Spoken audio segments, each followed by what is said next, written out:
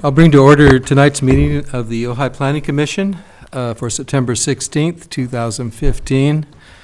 Members of the public wishing to address the Planning Commission on items appearing on the agenda are requested to complete a speaker's card and file it with the secretary prior to the start of tonight's meeting. Cards are still available in the lobby. Speakers should state their name and address for the record and limit your comments to 3 minutes or less. Comments must be directed to the commission, not the audience. While the Planning Commission is in session, all in attendance are expected to maintain order and decorum and to obey the orders of the chair. Sherry, roll call, please. Commissioners Jagiello and Merck are absent. Commissioner Nicklin? Yes. Commissioner Isabella? Here. Vice Chair Nolan? Here. Chair Foster? Here. Commissioner Lajowski? Here. Okay. Pledge of Allegiance, Commissioner Isabella. To the flag of the United States of America and to the republic for which it stands, one nation, under God, indivisible, with liberty and justice for all.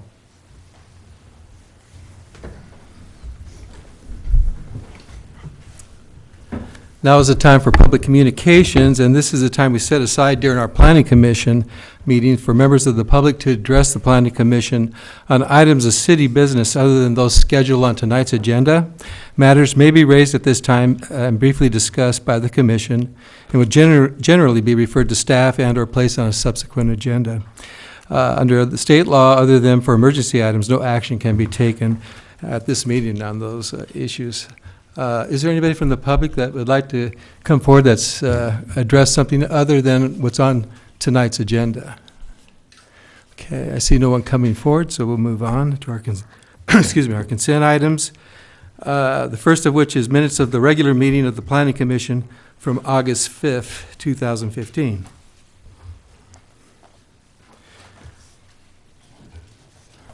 I'll make a motion that we adopt the minutes, the Planning Commission minutes from the August 5th, 2015 meeting. I'll second that. Okay, roll call. Nicklin? Yes. Isabella? Yes. Nolan? Yes. Foster? Abstain. Lajowski? Yes. Okay, the next is the minutes of our regular meeting from the Planning Commission this past September 2nd. I'd like to make a motion, we approve the minutes from September the 2nd. I'll second that. Roll call. Nicklin? Yes. Isabella? Yes. Nolan? Yes. Foster? Yes. Lajowski? Yes. Moving on, we're going to the disclosure of our site visits and ex parte contacts, those items that we're discussing tonight. Commissioner Nicklin? I'm very familiar with the site, but no ex parte contacts. I am also very familiar with the site and no ex parte contacts. I have visited the site and have had no ex parte contacts. I also visited the site with no ex parte contacts. And I, too, have visited the site with no ex parte contacts. So that brings us to tonight's public hearing item, which is a design review permit DRP 15-09 and tree permit TP 15-35 for the removal of historical insignificant exterior porches, pergola, service hut, low stem wall, and the construction of a new 3,820 square foot dining pavilion, renovation of the oak courtyard, and work under an oak tree located at the Ojai Valley Inn Spa, 905 Country Club Drive. I'd like to hear from staff. Thank you. Good evening, Commissioners. So before you tonight is a design review permit for another phase that the Ojai Valley Inn is taking in pursuing additional work and renovation of work there on the campus out at the inn. We would like you to note that the work permit for the work done to the nef was heard last Thursday, September 10th, by the HPC, and staff has incorporated some dialogue in the staff report regarding that. Also, at the same meeting, the inn took before the HPC a concept review or a preliminary review, informational item, so to speak, I guess I would say more accurately defines what it was, and got some feedback from the Historic Preservation Commissioners regarding the Oak Pavilion and the other work that didn't specifically require a work permit for approval. And while that meeting happened just last Thursday, we don't have minutes for you, but we tried as best we could to detail what the decision or the collective decision of the commission was in regards to that, the design of that pavilion. I see there are some commissioners here out in the audience, and you may wish to have them elaborate on their concerns. Having said that, we'd just like to go on and say that again, what is proposed tonight is a group of small projects on the campus in and around the NEF and the Oak Pavilion, and that is to remove the lounge veranda that was added in 1994 to the NEF, to removal of removal of the Oak Grove restaurant porch that was added in 1994, removal of the pergola, the outdoor dining area that exists right now, and the service hut, the low stem wall that is located between the NEF lounge and the service hut, and then construction of a 3,820 square foot dining pavilion, of which I think the applicant's probably going to get into a lot of the detail regarding the construction of that, and what part is enclosed, what part is just covered, and the whole design element of that, since that seems to be the issue at hand.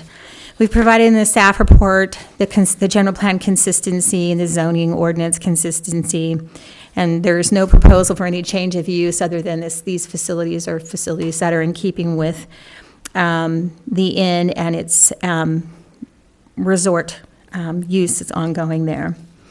So, as you know, and I should back this story up a little bit more, that this did come before the Planning Commission for a concept review, and that you were kind enough to hear that and give the applicant some feedback on the original design, and I would have you note that this design has been changed, and we believe that majority of the changes were a result of them hearing what you had to say regarding the design, in particular the roof element. And so I think before you tonight, there's a series of letters that have been put on the dais kind of late, and I would just say that I think one of them kind of speaks to detailing out the design changes that between what you saw as a concept plan and what you're seeing tonight before you for a final action. So with that, I think I would just like to point out that the tree permit came in. It was a report from an arborist, Bostrom and Associates, and I would just say that unfortunately, and I know that everyone takes the removal of an oak tree very seriously, that they are proposing to remove, due to the hazardous state of one of the oak trees there, the one that's closest to the stairway that goes up and down, and I don't know what direction that would be, but I'm sure everybody knows, and I'm sure they can locate it on the site plan tonight for you. The estimated value of this tree is $3,000, and so we've placed mitigation on the conditions of approval regarding that removal of that tree. The other issues with the tree report, and they're pretty extensive, the conditions we added on were all part of the arborist report, and that has to do with ongoing care of the trees, care during construction, maintenance, et cetera, because that pavilion is proposed is very close to the tree. So the tree report was very detailed in how to preserve it and make sure that no damage occurs during construction. With that, I think we just talk about the environmental review. This project has been deemed exempt from CEQA, and we provide you the details on that in the staff report. And with that, I would just like to indicate there are, in the resolution I have before you tonight, there are two corrections I'd like you to consider. One is that in the conditions, we don't indicate that they need to comply with the public art requirement. They've done that with their other projects. I'd like you to add that. They are a project subject to the public art. It is an ordinance. It doesn't need to be a condition, but we'd like it to be on there so the applicant is aware of it. And the second thing would be the conditions that were put in by or do we add those ones, Sherry? I can't remember the ones from the NEF. I guess we did. So I guess that's the only correction. We were kind of doing this late on Friday because we had to wait until the HPC had actually had their meeting Thursday night. So my apologies. I'm giving you a condition after the packet's already been published. And with that, I would just like to add that then due to the the concerns of the HPC, we added a option for you under the recommendations would be to either adopt the Planning Commission resolution approving the required findings for the design review permit and the tree permit, including SEQA findings, and approving the DRP, and I guess that should say and the TP. So there's another correction. Or, as requested by the HPC, pursuant to the Historic Preservation Committee's recommendation, continue the item and direct the applicant to redesign the pavilion to be more compatible with the Spanish colonial architecture of the Ojai Valley in campus. So, again, we offer those because that's how we were directed by HPC. We move those forward for you for your consideration. That is an option. And with that, I'm open to any questions you might have. Questions from commissioners? Maybe this is a better question for the general conversation, but I did watch a lot of the video from the HPC meeting, not all 3 hours and 38 minutes, but the relevant parts, Okay. I hope. So the crux of what I understand here is that the HPC's jurisdiction essentially ends on the outside of the Wallace Neff Lounge. Is that correct? Well, I think maybe Matt might want to speak to this, but I think that there's the ordinance has language that is subject to interpretation. So it's staff's belief that that's the way it's always been in the past, interpreted and implemented, I should say. Implemented as policy in the city is that when you're doing actual construction onto a landmark, where only the building's landmarked, we're not talking about an entire site landmarked, we're talking about just the building itself. The HBC feels that the language is open enough for a different interpretation. Staff has processed this project in keeping with the direction that has always been provided to city staff, which is if you're actually touching a landmark building, it might be interpreted different if we had a landmark site. But as you know, we've been through this before with the NEF, the actual landmark documents or the landmarking documents for the NEF are very vague, and it's very clear that it was just some features of the NEF, and so that's the way we process this. Have a work permit required for the work that's actually touching the NEF, and didn't require the applicant to submit for a work permit for anything else. So that would be the eaves and I think the plaster siding, okay, which they did Right. a motion on, right? Okay. Mm-hmm. And the other key to note is that the language at issue is affecting a landmark. That's the key phrase out of the current historic ordinance as to when a work permit is or is not required. The long-standing policy in the city has been that affecting a landmark means on a landmark, within a landmark, touching a landmark, immediately adjacent to a landmark, but not extending so far as within the view shed of a landmark. Hence, it was processed as a work permit's required for the work they're doing to the Neff Lounge itself, that exterior veranda, which is the outside wall of the Neff Lounge, but was not required for the oak pavilion element of it, which is across the plaza, but does not touch any of the walls. Okay. Of course, it was brought to the HPC for a review and information item, and indeed a recommendation that is in part of your packet tonight, their recommendation on the oak pavilion, as well, in recognition that certainly their input should be considered. So there is a historical precedent within the city to view this situation as such, then that since the Oak Pavilion is not physically touching the Neff Lounge, it is therefore not subject to a work permit from the historical preservation. Is that correct? I think it goes beyond that. It goes into the whole situation, because I think you take it on a case-by-case basis, which is we look at what's landmarked. We looked at what the landmarking documents say. And so in this case, they were very vague. Most of the landmarking issues had to do with who built the building and who designed the building, and sort of more to do with that than there was never any indication that it was a unique specimen or a unique specimen of that type of architecture. Really had to do with the context of where they found it, that was part of the original Ojai Valley Inn and the golf course, et cetera, et cetera. So we looked at all of those things, and then we looked at how things have always been processed here in Ojai. So, because we believe that a policy change would be something that the city council would have to weigh in if we're actually changing a policy to make it substantially different, which would be, at what point would we, if it's in a view shed, at what point would we stop? It becomes difficult to know where that threshold is. So we didn't just look at that it's not touching or part of the building. We looked at if we had a landmarked a site where, there were other things such as landscaping that were denoted or the view shed from a public right-of-way, that would be different. The inn is a very different animal. It's very far away from the public street. No one's driving by and seeing it. You're off your car and you're on foot. So the view to the nef is from the internal walkways, not from a public street. So I think it's a case by case, and I wouldn't use this case to then apply to something else other than the general policy, which has been to say, if the building itself is the only thing that's landmarked, then we're looking at things that obstruct it from the public view shed or it to be actually touching the building. The other element that's critical in evaluating this in any given application is what are the character-defining elements of the landmark as stated in the landmarking resolution. Unfortunately, some of the landmarks in this city have less specificity than they would if they were approved for landmarking today.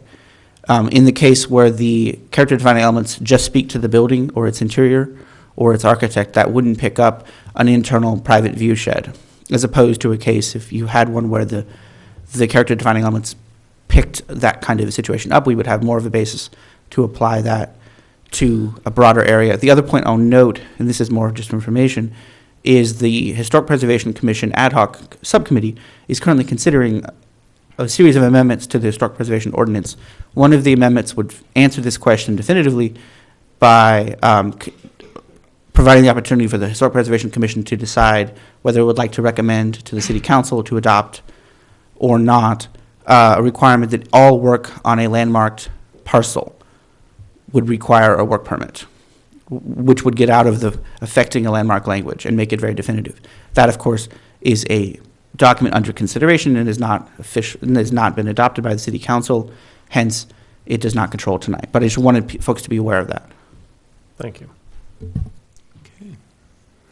Any further questions for staff or Mr. Summers? Good, all right. Well, we'd love to hear from the applicant at this time, both Mr. Skaggs. Yes, sir. Good evening, Commissioners. Brian Skaggs, Director of Engineering up at the end. I first want to start off by thanking you for the July concept review that we went through. Very helpful, very productive. I'll turn it over to Will Shippard, the architect of record now, who will go through a significant amount of changes that came as a direct result of that concept review.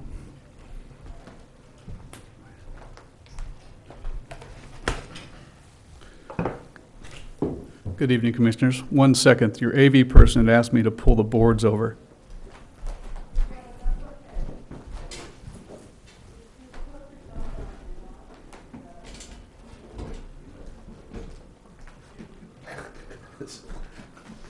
Thank you, Brian. Really just for information purposes if we get into it. So good evening. I'm here tonight to present the Oak on behalf of the Ojai Valley Inn and Spa. You know, it's a project you've seen before at the concept review, but we made a lot of progress since then. Mostly by listening to the comments we heard, but also by greatly simplifying the design. So my goal tonight is to introduce you to the special place that the inn is planning for its guests. And I'd like to go through a number of slides and touch on some of those changes and touch on some of the key features.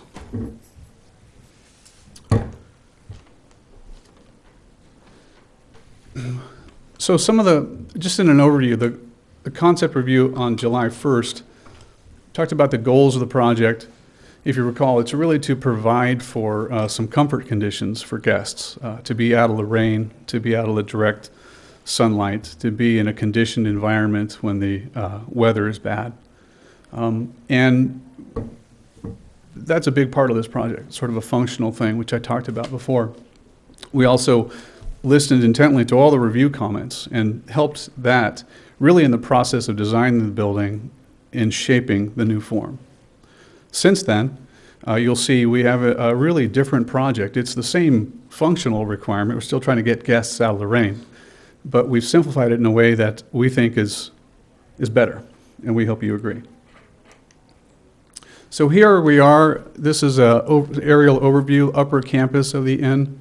All of the red tile roof and courtyards and great landscaping is familiar to everybody who knows the property. Our particular site is three things. It's courtyard condition, it's the existing trellis area, pavilion area, and then it's a portion of the golf course, sort of a putting green area, auxiliary, and past the road. Our existing trellis, as you can see, has a number of features that are just deficient. It doesn't keep out the rain. It doesn't really keep out the wind. You can see the roll down plastic tarpaulins to try to temper the environment in some small fashion. Not very effective when we're trying to look out of the facility into the golf course or into the mountains beyond for this special pink moment, which is all about being in that courtyard. So goals for the Oak, again, to enhance the guest comfort year-round, not just when you can sit outside under a little bit of shade, but in those really hot days like we had recently, and in the really cold ones that are sometimes prevalent. Better views of the pink moment, really to enhance that as almost a brand marketing thing for the inn, but also a great thing for people to be encouraged to experience in and amongst a dining type facility. And then to improve the environmental performance. Obviously, this relates to how you make a building and our choices for being sustainable and trying to make it energy efficient and water saving. Those are some of the key features. Now let me talk a little bit about this. Oftentimes in the search for form, an architect might look for precedent as something to drive language. And what we found at the end is we really have two kinds of architecture. One is the red tile, plaster-walled, thick Spanish colonial motif, if you will, arches and such. Beautiful. The other one is trellises, timber members that provide shade, that become edge conditions for courtyards, that become entry signifiers, but really something of post and beam, of trabeated form. Those are the two kinds of architecture we find at the resort. And really as a replacement for the trellis, if you will, the oak pavilion, the oak itself is a trellis, if you will. This was the concept that you saw in July. We heard comments about it being, why is the roof shaped the way it is? Why does it flare up? It's a little tall. It seems a little modern. It seems out of context with some of its surroundings. And we listened to that, and we helped to define our next set of project goals, which is how to really incorporate that while maintaining the functionality requirements and the issues of design that we were trying to apply. This was the floor plan, plaza plan at that point. And you can see we have sort of canted corners. We have a much larger footprint than we have today. We've actually shrunk the footprint by 1,500 square feet. And we're a little bit farther north of our footprint than the existing trellis area is. And this is all just hopefully to refresh your memory in the midst of this conversation, so that if you have questions, we can talk specifically how we've modified the design to meet a number of criteria. This slide is a comparison slide of, on the left, the concept review, a larger footprint. The red shaded area is what we would have considered our enclosed area, that area which we could condition, which we could have those comfort conditions for hot and cold, as well as keeping it completely open, because one of the goals is to keep this completely open. The slide on the right is the current design. You can see that the enclosed area is much smaller. The total roof area is smaller, and that's shown with the dashed blue line. That's essentially the extent of the roof line, not all of which is opaque, if you will. Most of it's a trellis, especially when you get out to the east side, and you can see the tables and chairs under that area. But we still have a distinct enclosed area. And then, I think importantly, you see a definition of the courtyard between the Neff Lounge and the Oak.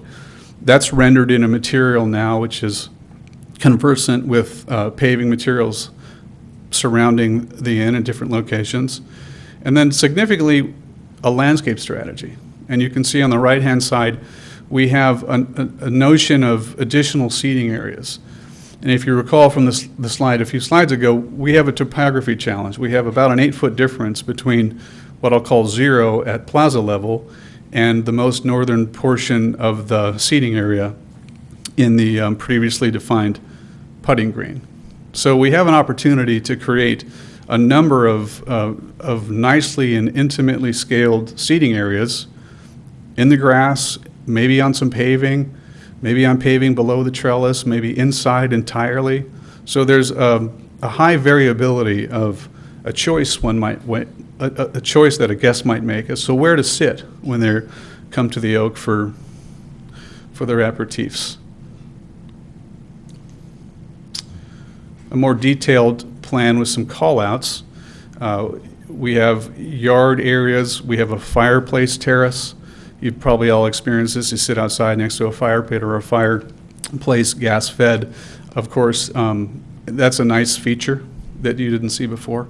We have the east porch. That east porch is under the trellis. Sometimes it's an open to the atmosphere trellis, meaning there's a gap between the members. Sometimes it's opaque, again, trying to add some flexibility to the seating areas.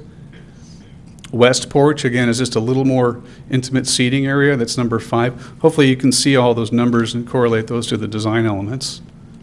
The Grove Court, which is number 6, which we have planted with an allée of olive trees, non-fruiting olive trees, to do 2 things: to provide some shade for the people that might sit in those areas, and to define a courtyard, if you will, with the Neff as one side, some other work as one side, our oak as a third side, and the sky as the ceiling.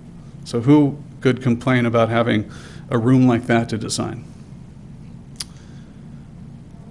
A slide of the trellis as it exists today.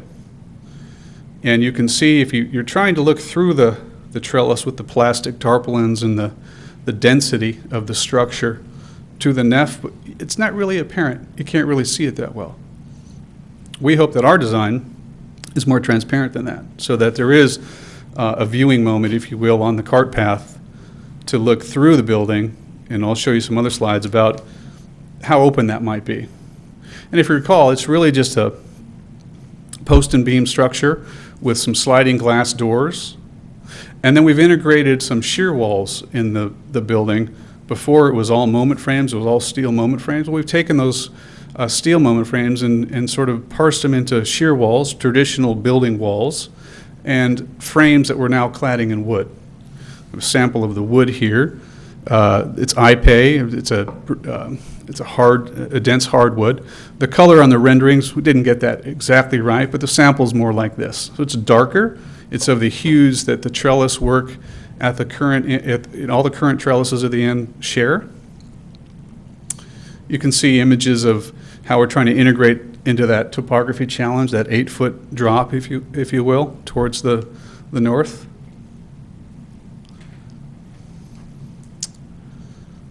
Here's a comparison slide of July 1 concept review, which I think you responded well to, and we were appreciative, like Brian said, of all the commentary, but we had some work to do, and a lot of it related to where does the building sit? What are some contextual issues that are going to drive the design? We've pulled the whole building back from tree 84.1. I get this. We've pulled the whole trellis back, the whole pavilion back to be outside of the encroachment zone of the root zone for that tree. We did this because we had to. Of course, we're going to preserve that tree. And while we did that, and when we spoke to the owner, the whole pavilion got smaller. So it's a smaller design, it's a lot more simple, and I'd like to just kind of go over a few design improvements that I have in notes. So the structural system, I'll give you the concept, where it was at concept, and then our improvement today. So the size of the pavilion was 3,500 square feet. Today it's 2,000. So that's a reduction in area, energy usage. The building and terrace footprint wasn't exactly defined in July. Now it's more defined.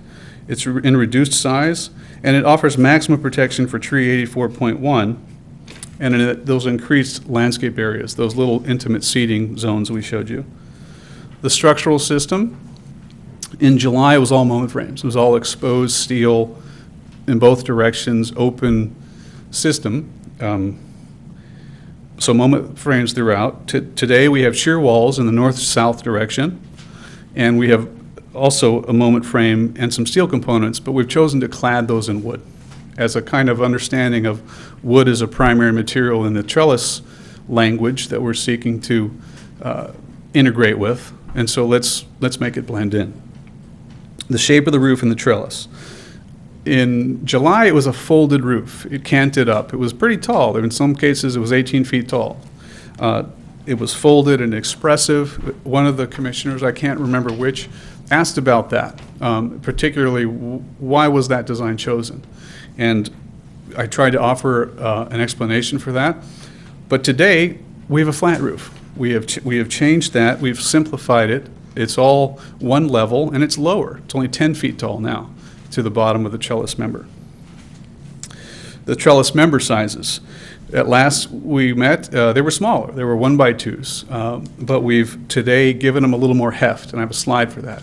We've given them a more mass and a more thickness to relate back to that perhaps traditional use of wood in trellis construction. Interior finishes. At once we had some painted steel columns. Today we have wood-clad shear walls and columns. Sorry to keep looking up and down like this. I hope that's all right. Ceiling height went from 12 to 18 feet range because we had the upturned roof, now to a standard 10 feet. And the material palette. We had concrete pavers in July.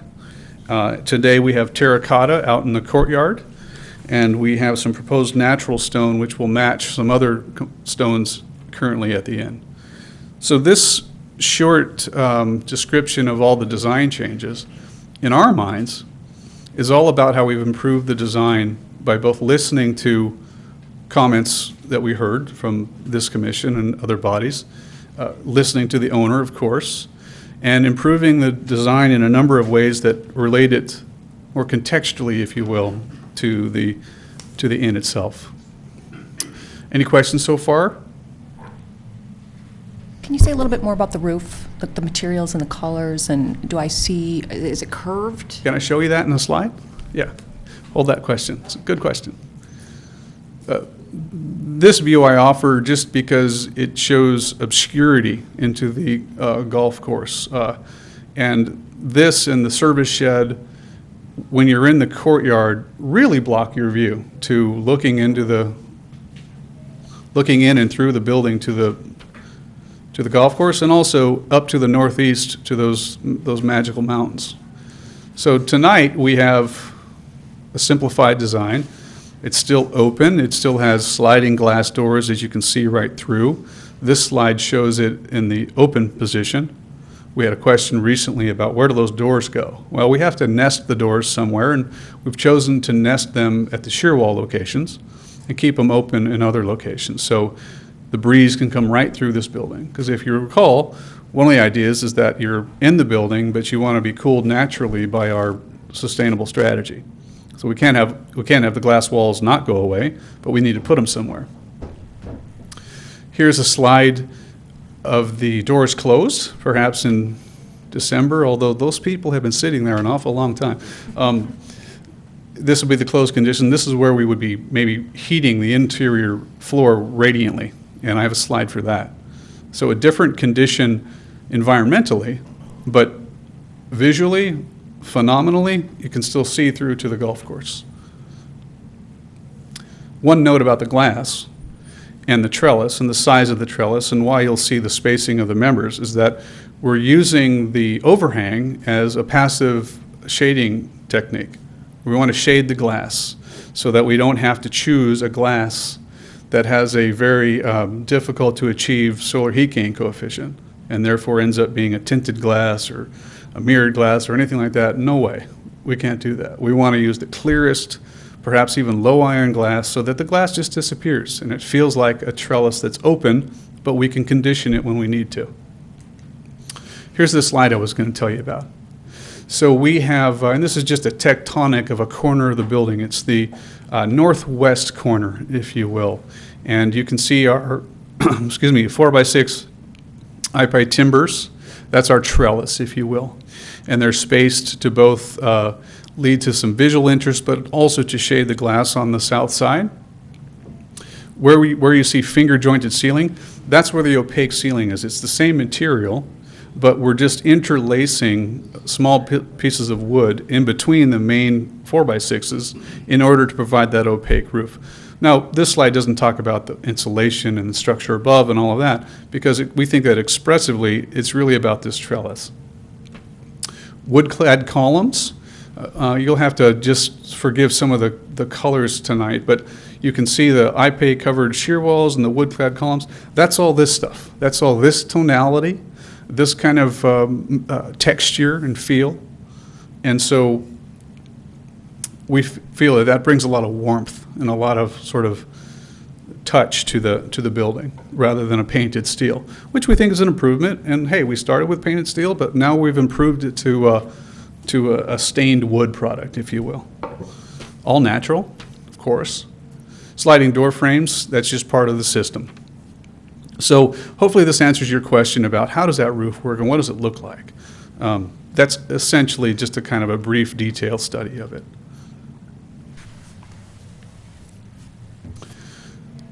Here's a cross-section through the building. And you can see that on the left-hand side, we have the courtyard between the Neff Lounge and the Oak.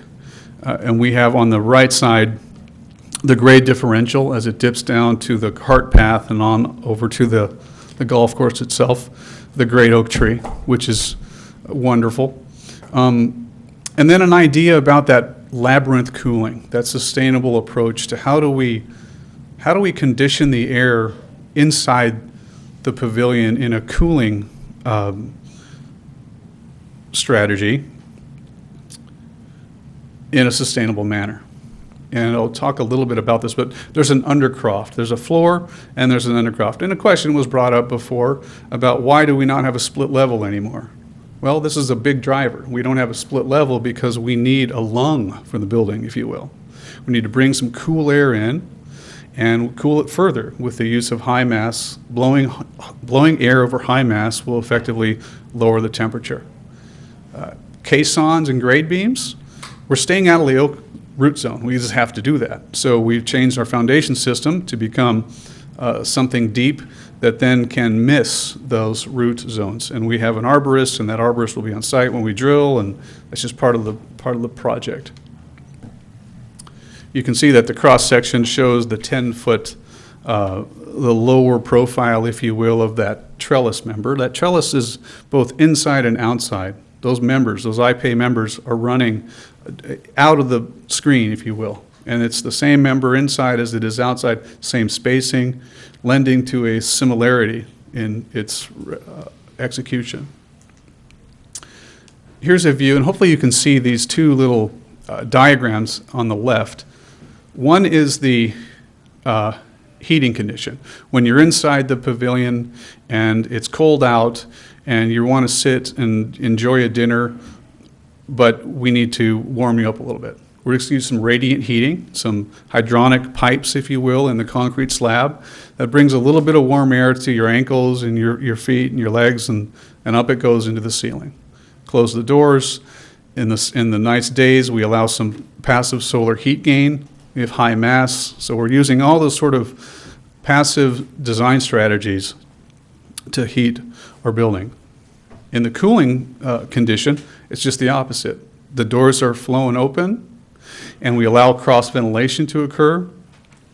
And if you're familiar with the term economizer cooling, where you're basically just using a fan to draw air through a building and taking the heat out in that sense, our labyrinth, our lung, if you will, is doing that very thing.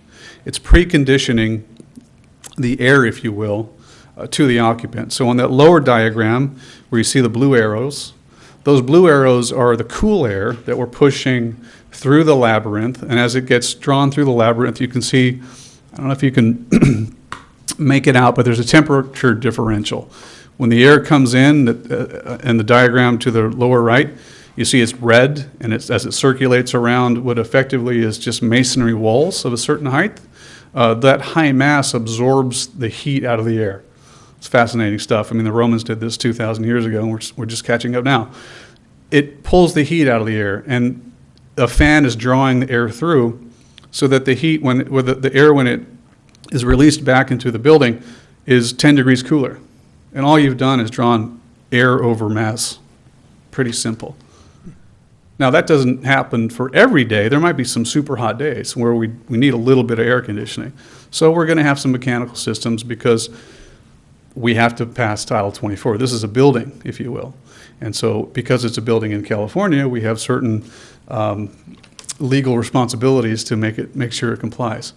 But that's all built in to this system itself.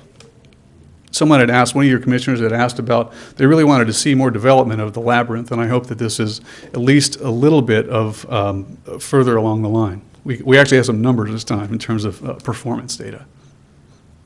So that's our passive design strategies. Really simple, I mean, as simple as you can get. We'll have energy efficient lighting, and so the total energy footprint, if you will, the carbon footprint of this building, is going to be pretty low. Landscape. It wouldn't be a building in that awesome context without a notion of landscape. So we have a great consultant assisting us with the definition of those outdoor rooms, the fire pit area, the lower seating area, if you will, the definition of plantings, all of which are drought tolerant and would meet Ojai and state of California standards for species and irrigation, et cetera. But effectively, it's a building in a landscape. And so we think that landscape definition is important to the resolution of the overall building. I think that most of these drawings are in your packet, and hopefully you've had some time to go through them. But I wanted to touch on that is to say that it's important to us. It's as important to us to preserve that big oak tree as it is to replant and condition those outdoor spaces. Aha, the Neff. We love the Neff. How could we not love the Neff? It's a historic number 9. We've recently been told that we're going to add some rafter tails to the face of the Neff. Okay, great. Here's a slide that says this is how we might do that. We need to extend the clay tile a little bit. It's kind of a special clay tile. It's 2-part. There's some boosters. So we need to be careful with that. But we can be careful with that and insert these faux rafter tails, if you will, and potentially attempt to bring the facade of that Neff Lounge back to some approximation of what it was in 1923. So we're doing that too. That's all the slides for tonight. I can talk about the boards if you want. I also have all the slides for the materials that you have in your packet if you want me to go to a particular area, like materials or dimensions or anything like that. And please ask questions, and I'll stand up here as long as I can. Great. Well, I'll start off the questioning. As far as the trellis beams, the layout is fairly narrow. The spacing of those beams. What am I looking at there? What is the on-center layout of those trellis beams? Well, they're 4x6s, and currently they're 8 inches on center. Okay. And are you, the detailing of the beams ends, are you picking up anything, reflecting anything that's currently in the end in terms of how you detail those beams as they extend out from the building? If you're asking, are we going to shape the end of the beam like a sawn end of a corbel, if you will?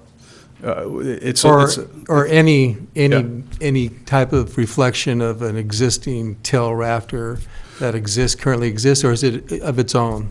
It's of its own. It's going to be square cut and built into the system so that it's holding its own. Remember, it's a cantilever, if you will, from the building. Mm-hmm. So in that sense, we feel that the best expression is just a square cut. Okay, and you mentioned that as it extends over the outdoor eating terrace area, that some of that roof is opaque and some of it is open to the sky. Is that Yeah. where you're just leaving gaps in between? It's not necessarily weatherproofed, a rain cover over the entire area? Correct. Is that correct? The fringes, if you will, of the whole trellis is open, is that 4x6 at 8-inch center. So you see some sky, you can let some air through. Mm-hmm. That continues into a portion of the grid lines, if you can see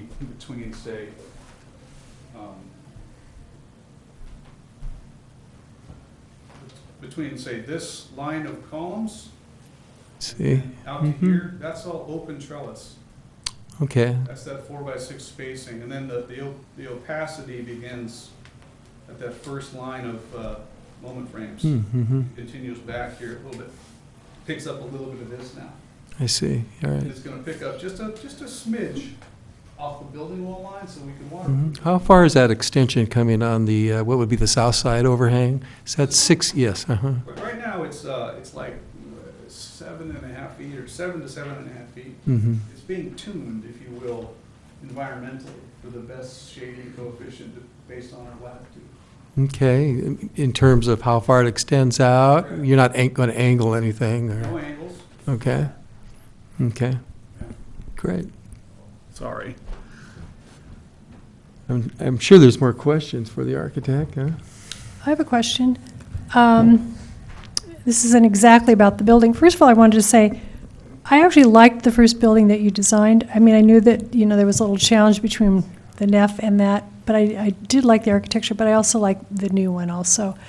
But I have a question. If you weren't doing this oak project, would you be filing for a tree permit to take the one oak tree out?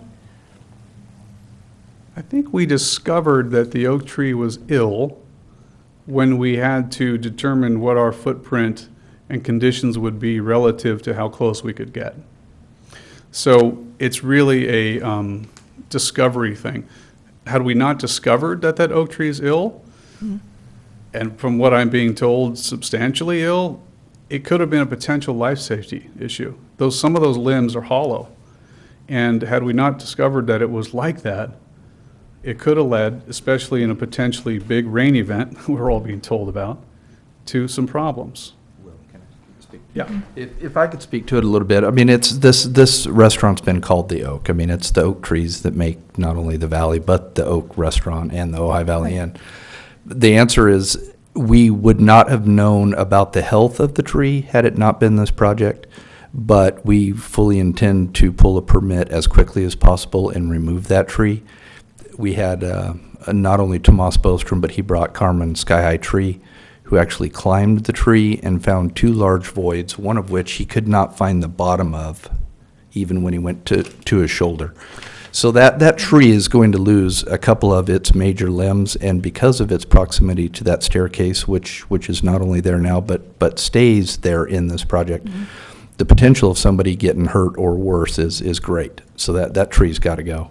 Thank you, Brian. And I'm glad that you got up and spoke, because while I think this is, to a degree, a good tree report, and I like all the information about the tree protection during construction and what have you, well, what is missing is there's nothing about the causal agent as to what's causing the rot, nor was there anything, or at least I didn't see it, about, say, the depth of those cavities. It says it was viewed from aerial, but it didn't go into that information, so it made me question. There was some missing information, and you just answered some of it for me. Right, and I just appreciate that. just follow up, Yeah. as I recall, he went up there, and when he lost his elbow, they handed him a little saw, And he went up there and he still couldn't touch the bottom, Okay. and that was just right in the crux of the tree. Right. I mean, a little bit of weight, a little bit of wind, a little bit of water, no telling what'll happen. The other reason I asked the question is, and it's a good thing to know what's causing the problem, because you've got the other oak, which this project is named after, and if there is a disease, if it's in the soil, if it's nearby, you don't want it to spread. I mean, it's a good thing to know, like, what you're working with, and also could affect other things that you're doing in the landscape.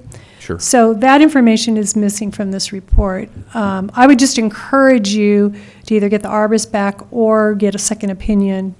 And Tomas Bostrom actually, honestly, Yeah. was the second opinion on those trees. Okay. I can't remember. Anaba was the first First one. opinion. Okay.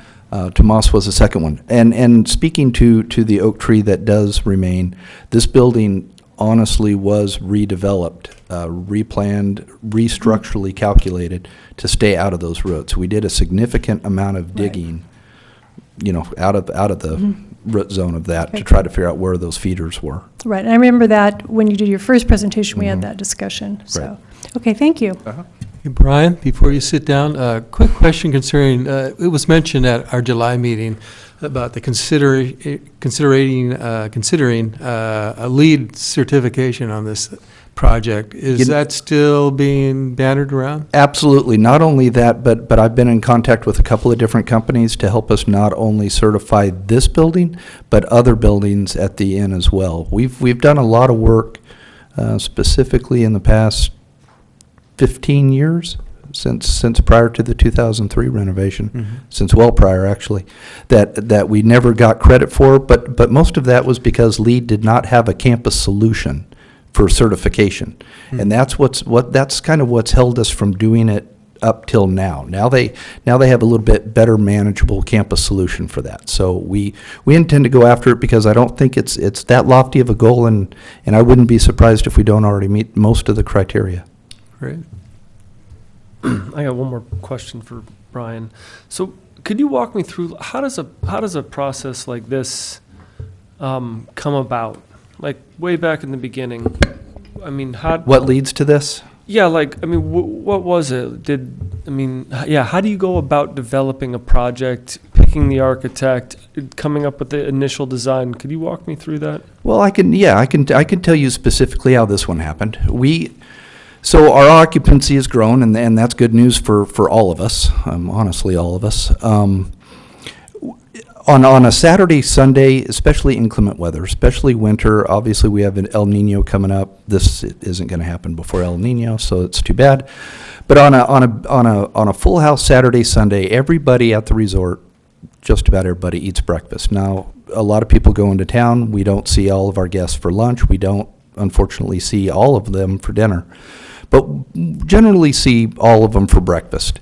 On an inclement weather day, and inclement being either direction, exceptionally hot or wet and rainy is absolutely the worst, we do not have enough interior seating to seat these people. We can't. And so you end up with a wait line for breakfast, and at a resort, nobody's going to wait for breakfast. So that's what got it started.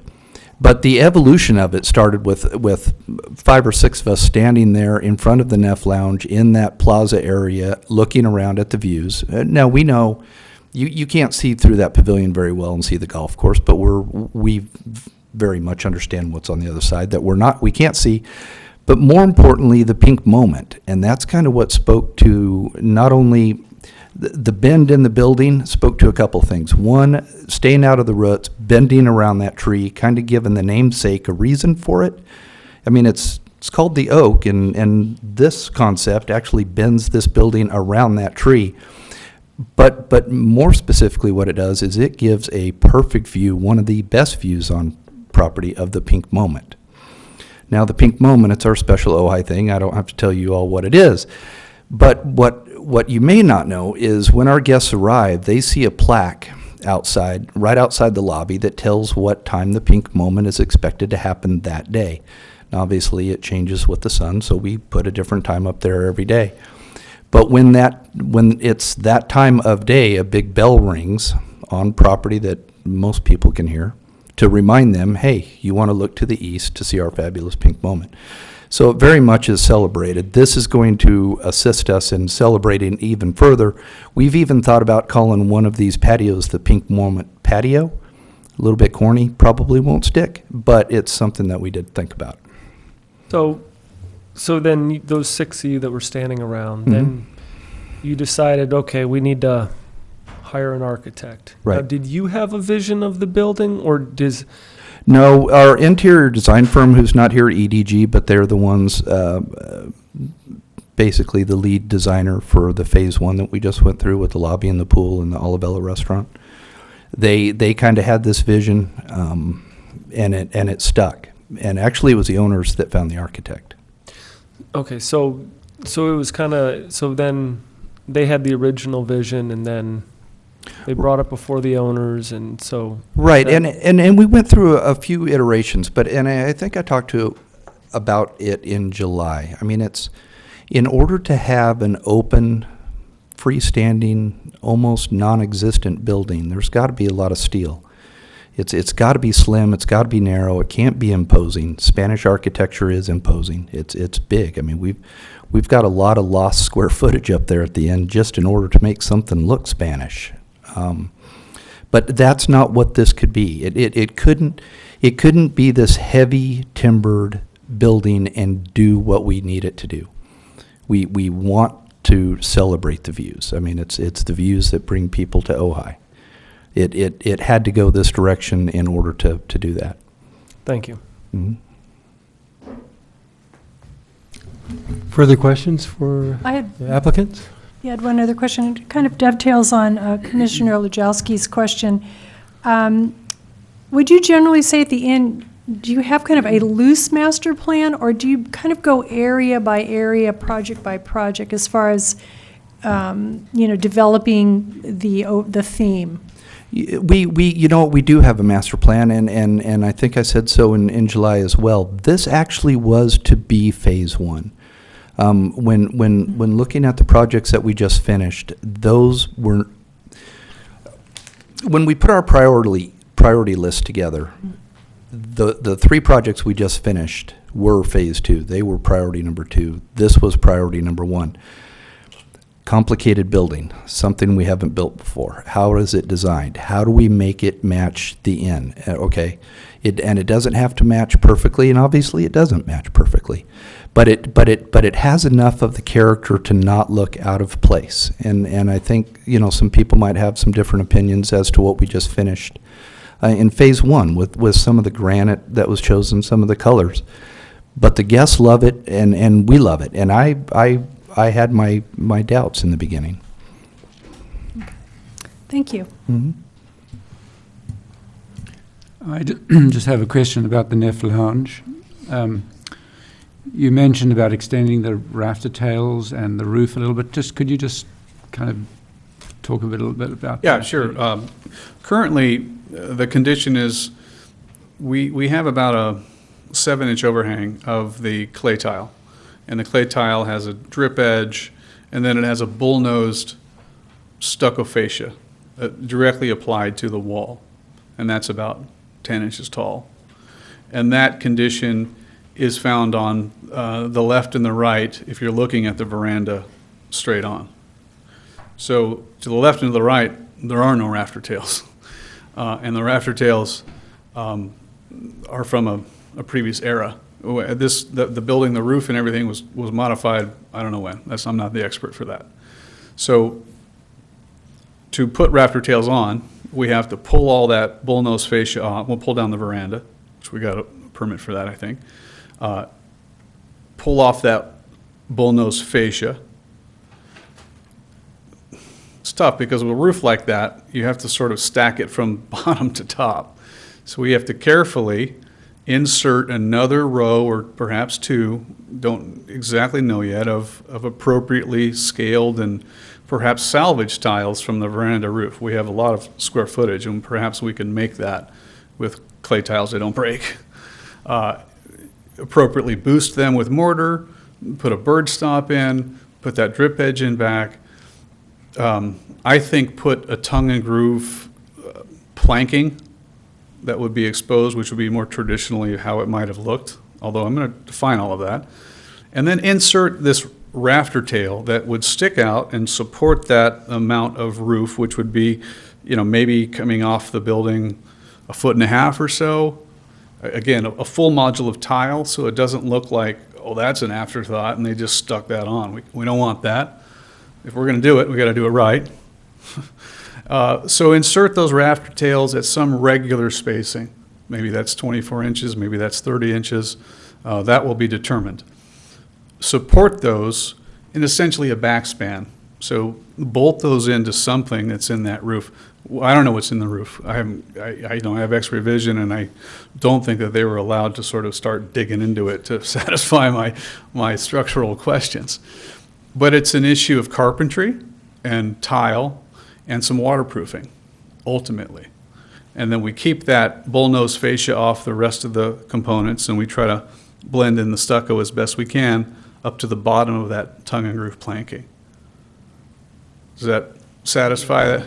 This one. Okay. Just one more clarification.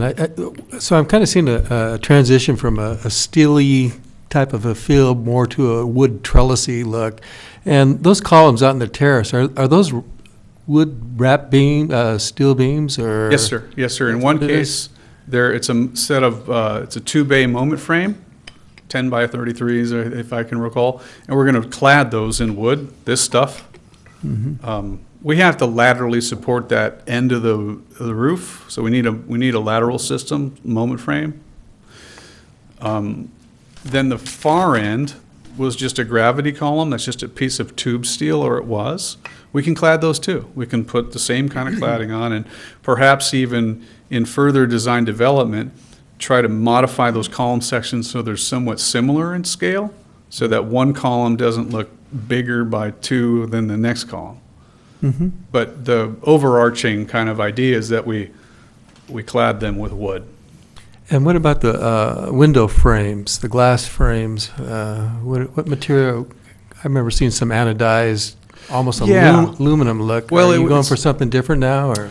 There'll be tall, single light pieces of glass, probably held in an aluminum frame, and the color of that frame will be rendered in a manner which is consistent with the overall palette of materials. So it's not going to stick out like, it's going to try to be compatible, if you will, with the palette of materials that are on the rest of the pavilion. You haven't determined what that is yet? No, because it's kind of a longer discussion about do these doors fold, do they slide, do they accordion, Mm-hmm. and we've just now figured, okay, they can only slide. It's part of the design development process, which you might be familiar with. You don't always know exactly what you're going to end up with, but we know that it's a metal framed panel of glass in a track. So the color of the iPay that you're holding up is pretty dark. Is that the intent of the siding that you're looking at, or is that still up for? Yes. Okay. We want it to be dark, but it's hard when you digitally render stuff. You don't always get Right. that. Okay. Any further questions? Thank you. You're welcome. And just a last thing is, we like the design. We hope you do too, and we think it's really adding us some special spaces. And we believe we've really listened, and we've listened in a way that has made the building better. So we thank you for all those comments, and we thank everybody for all their comments. Because look, we're all about the inn's all about enhancing the guest experience, and that's what we want to do here. So thank you for my long-winded explanations on everything, and appreciate the time. Okay, great. Could we move those storyboards? So at this point, if there's, what we'll do is open it up this is a public hearing, and we have before me public speaker cards, the first of which is Craig Walker. Craig?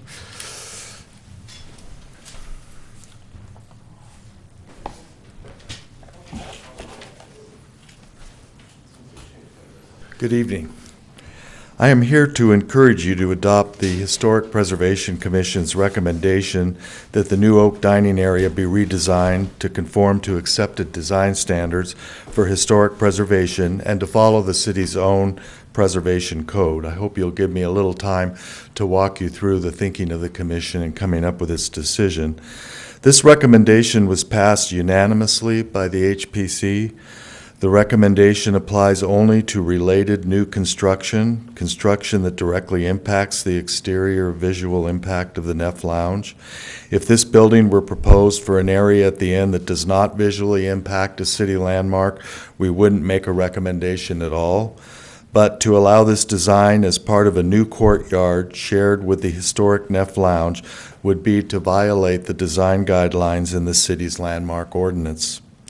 Our recommendation does not prevent the Ojai Valley Inn from building the new dining area.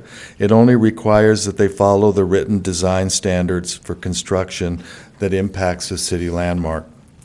Both the Secretary of the Interior Standards and the Ojai Municipal Code refer to the site and setting of the landmark, as well as the landmark structure itself. The city is required to apply specific design guidelines to any new construction on a landmark or landmark site when it will impact the landmark visually or if it is architecturally incompatible with the landmark. City staff has told you that in spite of the written law, which is pretty clear on this point, as you'll hear, this has not been the city's policy in the past. But there is no written policy, and examples of past practice have not been produced. In fact, the only example is the one that this Neff Lounge came before the Historic Preservation and the Council before. And you know from our last meeting together, we're deciding on a work permit for a wall that would visually affect new construction on the wall, would affect the landmark. So we do that all the time. We affect how new construction on the site of a landmark will affect that landmark, and that's simply what we're doing here in the case of this new construction. Even more than that is a statement that Councilman Wyrick made to the HPC at our combined council HPC meeting, where he said that the city cannot have unwritten policies, especially when they contradict its own law and its own general plan. In fact, making decisions based on policies that are unwritten and contradict the law is something the city has stated that it wants to change. A good example of that is the unwritten policy that allowed certain kinds of businesses on Bryant Street when the zoning laws clearly were against that. The new oak dining area is clearly related new construction because it will form the north side of a new courtyard that includes both the Neff Lounge and the oak dining room. Secretary of the Interior Standards for Rehabilitation say, the Secretary of the Interior Standards pertain to historic buildings of all materials, construction types, sizes, and occupancy, and encompass the exterior and interior of the buildings. They also encompass related landscape features and the building site and environment, as well as attached, adjacent, or related new construction. Standard number 9 for rehabilitation of historic landmarks says, new additions, exterior alterations, or related new construction shall not destroy historic materials that characterize the property. The new work shall be compatible with the massing, size, scale, and architectural features to protect the historic integrity of the property and its environment. And in fact, we got a reply from the State Office of Historic Preservation, who confirmed that new construction does not have to actually be touching the landmark to have an adverse impact on it. City of Ojai law, the municipal code governing landmark work permits, Section 4817, under alteration, restoration, and rehabilitation says, the Historic Preservation Commission shall issue an approval for any proposed actions affecting a landmark except demolition and relocation if and only if it determines that, and one of the examples is in the case of construction of a new improvement upon a landmark or landmark site, the exterior of such improvement will not adversely affect and will be compatible with the external appearance of existing improvements on said landmark or landmark site. So the law clearly supports the determination made as to whether new construction right next to a historic landmark will impact it. It is clear that both the Secretary of the Interior Standards and the Ojai Municipal Code do not want the landmark isolated from its setting or environment when evaluating the adverse impact of any new proposed construction work on the property. It should be obvious that creating a new courtyard with this ultra-modern building juxtaposed with the Neff Lounge will diminish the architectural and historic significance of the landmark. This is why we were unanimous in our recommendation that you require a more compatible design. The responsibility has been given by the staff to you, and so we certainly hope that you will follow the HPC's recommendation. Thank you. Thank you.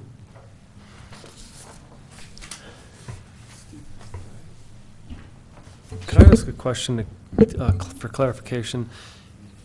Correct me if I'm wrong, but I was under the impression that the Ojai's code or guiding credence for historical buildings was the Secretary of the Interior Standards. Is there any difference between those standards and our own?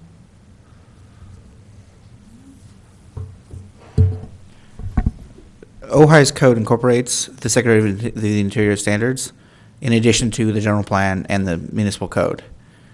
And in the event of conflict, if any, although I'm not sure that there is conflict here, the general plan controls first, then the code, and then the standards.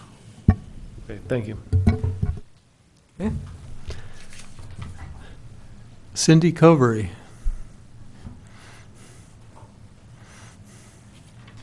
Hi, Cindy Convery, Ojai. I have restored a couple of significant houses here. I'm a member of the National Trust for Historic Preservation, and I say restored, not remodeled. So I know a little bit about preservation. I think this is a good design. I don't think it's a good design for the Ojai Valley Inn. I think it's a good design for Palm Springs or the Standard on Sunset, Standard Hotel on Sunset Boulevard. I think since the Crown family, and let me just back up to say that I am a resident here. I do go to the inn. I do know lots of people who stay at the inn. You know, every month I have friends who are at the inn, so I'm very involved. I had Alex Kim for dinner at my house. He wanted to see what a restored home, a historic home looked like. And he literally had no experience with kind of restoration. He marveled at the fixtures and asked me questions about how to apply that kind of feeling to the inn, which we had a very nice conversation, so I'll follow up with that.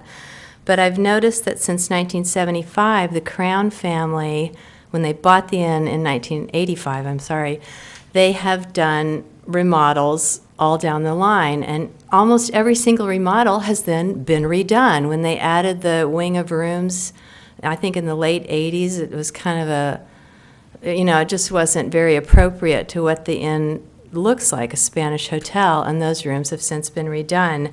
They did the lobby over, the lobby's since been redone, and to me it's been kind of a shoot from the hip thing. The city sort of seems to defer to the inns since they're the big money in town, but honestly the inn's not going anywhere. You guys have the power to decide. It's not going to be like the bowling alley where they're going to abandon it because they're frustrated.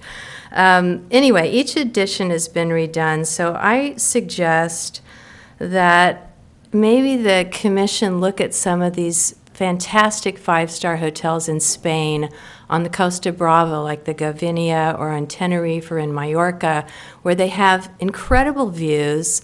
The Gavinia one was built in the 15th century and has been added on in such a style that you would never know there's been a change. It's spectacular.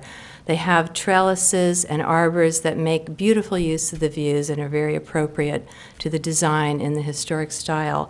I think in the long run it's better for Ojai. I think people come here to stay at the inn. The people I know who stay at the inn come for an authentic Ojai experience, and that doesn't happen when you have kind of a different styles of architecture mixed in with the original Ojai look. So I just wanted to point that out to your experience, and thanks for listening. Thank you. Darwin McCready. Good evening, Chair Foster. Thank you. Darwin McCready. I live at 908 Tico Road. I currently serve as the chair of the Historic Preservation Commission. Thank you for having me.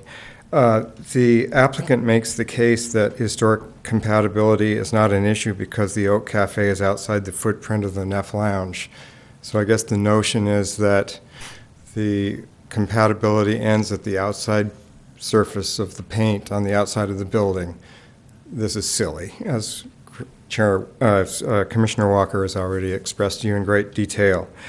The applicant also makes the case that the building is compatible, so I don't know which viewpoint they're taking. This is a big building. It's not a trellis. It's not an open-air structure. It's a building. It has glass walls. They may be movable. They're as yet not determined how they're designed or how they work. It has a roof, and it is extremely modern. This is a very modern, hard-edged building with modern, hard-edged detailing and overall composure. It is strikingly incompatible with the Neff Lounge, which is immediately adjacent, I'm guessing 30 feet away. The pool court, which the inn recently completed, is also strikingly modern, but this commission, HPC, had nothing to say about that because it's not in the view shed of the Neff Lounge. So that's why we're here tonight. It is an immediately adjacent building. It's wildly inappropriate. The applicant hasn't explained why they want to drive the architecture of the inn to a very modern direction. That's unclear to me. I don't know why they would want to do that. All of my friends that stay at the inn come there because of the historic architecture and the historic feeling of the place. I don't know why they would want to do that. I would urge you to ask for a redesign. Thank you. Thank you. So this is a public hearing. Is there anybody else in the audience that'd like to come forward? If I could ask Mitch Stone to come up and talk a little bit about the Department of Interior standards. Is this the right time? Okay, he'll introduce himself and Okay. who he represents. Please. Sorry, a little late. I had a school meeting tonight. No problem. Dean Wigger, 361 Longhorn, Ojai. I am new to the community. I moved here about a year ago for the beauty of the community, and fell in love with this city through the inn and my previous stays there over the many years, coming here to visit the city. And I'm in the building trades, so I take a great concern to the overall feel of the city, and I think this inn is a crown jewel of our city. And when I first discovered the original rendering upon a visit to the city council, I was just shocked at the juxtaposition of the direction the inn's taking. So I wanted to come as a member of the community and voice that somebody else is looking and somebody else cares. And I hope you guys will take a great care in getting the design perfected. I see that they're coming a long way. I understand some of the challenges being presented to them, trying to build such a structure and not make it modern with the need for steel and glass, but I agree with a lot of the other consent here that it is way too modern. So that's it. Thanks. So Brian, you mentioned someone else was going to come forward? Yes, yeah. Okay. Please tell us who you are. Yes, my name is Mitch Stone. I'm with San Buenaventura Research Associates. We're historic preservation consultants in Santa Paula. And we wrote a Phase 2 report on this and 2 follow-up memos on subjects as they arose. I'm prepared to respond to questions. If you would like me to talk generally about the Secretary of the Interior standards, I'd be happy to do that, but I'd like to know that that's what you would like to hear. Yeah. So I reviewed the Secretary of Interior standards, and there's these 10 points. Is that the sum total? It is the sum total of the written standards for rehabilitation, but then there's literature that illustrates that and provides examples of what you do and what you don't do under the standards. So that's sort of the basic 10 points plus the illustrated standards. So as I read this, the first 8 of those 10 are talking about, as I read it, a specific building or a specific, it's not talking so much about context, it's talking about a specific designated building, or, right? It's not talking about a site. Well, the way I'd answer that question is the way the standards are structured, and this comes out of historic preservation practice in general, and please let me know if I'm getting too technical here, because I can easily do that. We talk about the character-defining features of the historic property. What features contribute to its significance and eligibility? And in most buildings, that's not everything. It may be the setting. It may not be the setting. It may be certain features on the building. It may not be certain features on the building, depending on whether they contribute to the reason why it is historically significant. I think that was more or less what you're asking as a question. Is that? Yeah, because the points 9 and 10 are the only points that specifically refer to new construction, and that I'm reading. And so that's where I wanted to go from there, unless there's some other area that speaks to that, because if those are the only 2 points, then to me that sort of narrows the discussion. Well, let's see, 9 and 10 are the principal points that deal with alterations and additions, yes. Yeah, those are the 2. One thing, though, I would like to get just opportunity to say that the standards have been quoted properly and by the commissioners, and I agree that they are quoted properly, but I'm a little troubled by the interpretation. A style for one is not, definitively not, discussed in the standards, except for the admonition that you don't try to copy architectural style, because the standards are attempting you to differentiate and not create, in the viewer's eye, confusion over what's historic and what is not. We can have a long philosophical debate as to whether or not that's the only approach in historic preservation that's valid. And we know that there are others used elsewhere. Fortunately or not, the Secretary of the Interior standards have been ensconced into the CEQA guidelines, and they are also in your ordinance, as they are in most historic preservation ordinances in the country. So we do, as a matter of, we can have a discussion as to whether or not that's always the best and the right approach.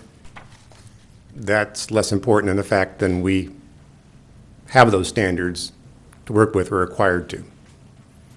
So when it says the new work shall be differentiated from the old, can you expound on that a little bit? Well, this is where we get into there's a zone where your solution should be, and that's between massing, compatibility, massing, size, scale, and architectural features. Those are the terms that are used in the standards. Those are the ones that's the language that we have to use. That's on one side. The other side of that design equation is differentiation. So obviously you have a range between those two where your solution is going to lie, where you're addressing the massing, size, scale, and architectural features of the historic property, and you are at the same time creating a new building or even addition to a historic building that is sufficiently differentiated so that the viewer will not confuse the historic with the new. And we could have, again, long discussions about the range of solutions that would be possible in that, and there are lots of them. It's an architectural problem that designers are presented with. But what we shouldn't do is deal from 2 different decks. Those are the standards that we have to deal with. Style is not one of them in the standards. Further questions?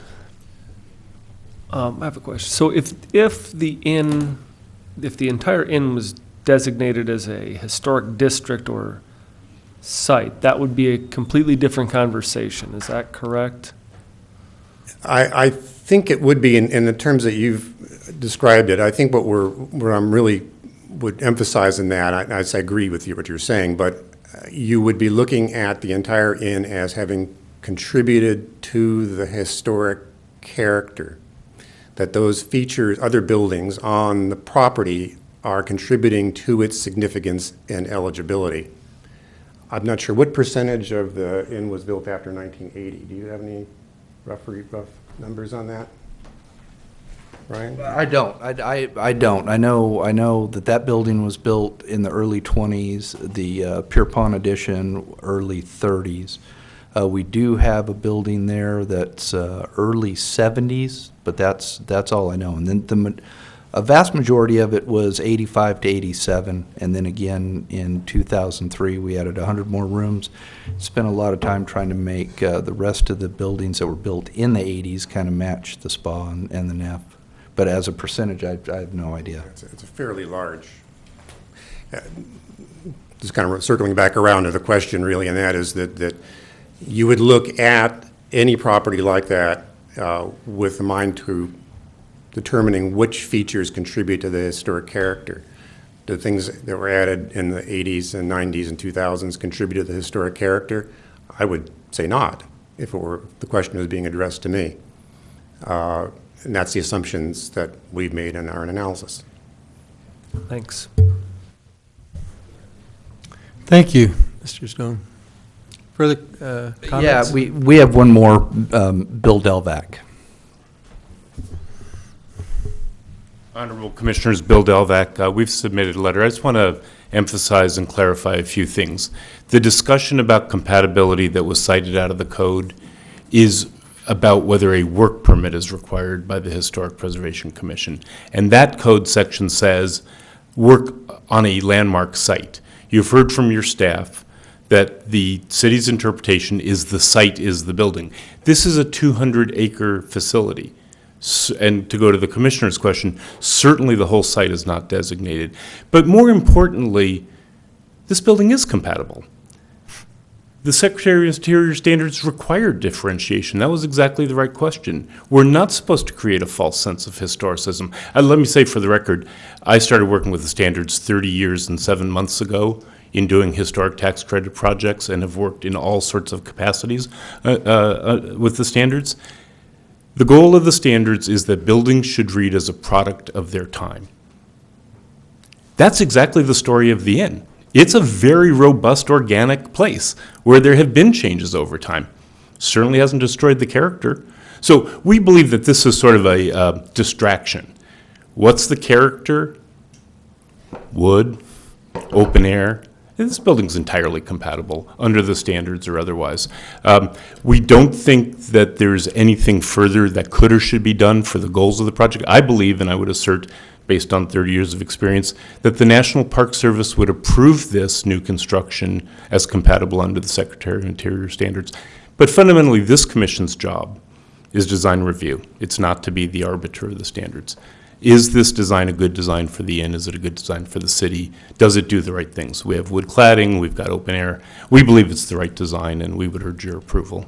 Happy to answer any questions. Thank you. Is there anybody else that would like to come forward? Okay, I'm going to close the public hearing portion of our meeting and open it up for discussion amongst the commissioners. Anybody want to lead off here? Commissioner Lewandowski? Well, with the utmost respect with the Historical Preservation Commission, I do think that this is a good design for the inn. I think that I don't think Ojai's risking anything by having this building built there. I think the inn is taking that risk. I think an important point is number 10 in the standards that new additions and adjacent or related new construction shall be undertaken in such a manner that if removed in the future, the essential form and integrity of the historic property and its environment would be unimpaired. I think this is a standalone building. If it were to come down, as one of the speakers said, that the inn may have a tendency to build things and then take them down, nothing would be damaged. So that's kind of where I'm leaning. As I said, listened to the discussion with the HPC. I've thoroughly gone through this. I've really spent a lot of time thinking about it, and I really think that ultimately it's a good design.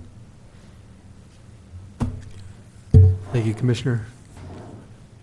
Commissioner Nicklin. Yeah, I think I like the redesign, but I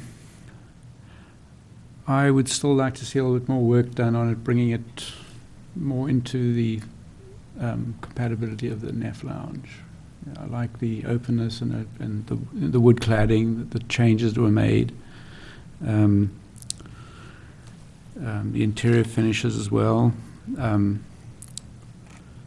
I like the way the concrete was changed to terracotta, again bringing it into that kind of Spanish feel. I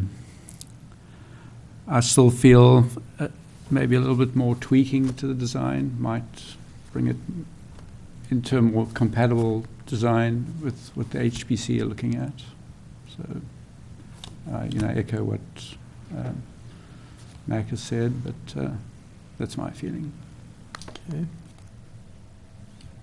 Along the lines of what the two commissioners brought up, I guess the question is, what would that be?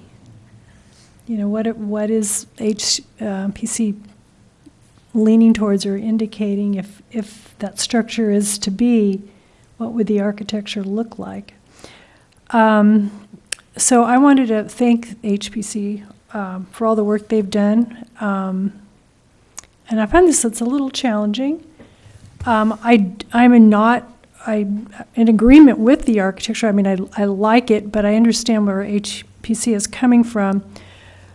On the other hand, I know that at the presentation in July, that the Inn did speak up and mention what their overall drive was and why they were going with a little bit different architecture, and it had to do with the market that you're catering to. And also just kind of staying with the times and what have you. So I completely respect the historic factor of the NEF. And as Commissioner Nicklin pointed out, the transition now feels a little more gentle and related to the NEF, once again with the pavers. And then also that having that olive kind of orchard effect between the two acts as a really nice buffer. And I feel like the new building is well integrated with the site.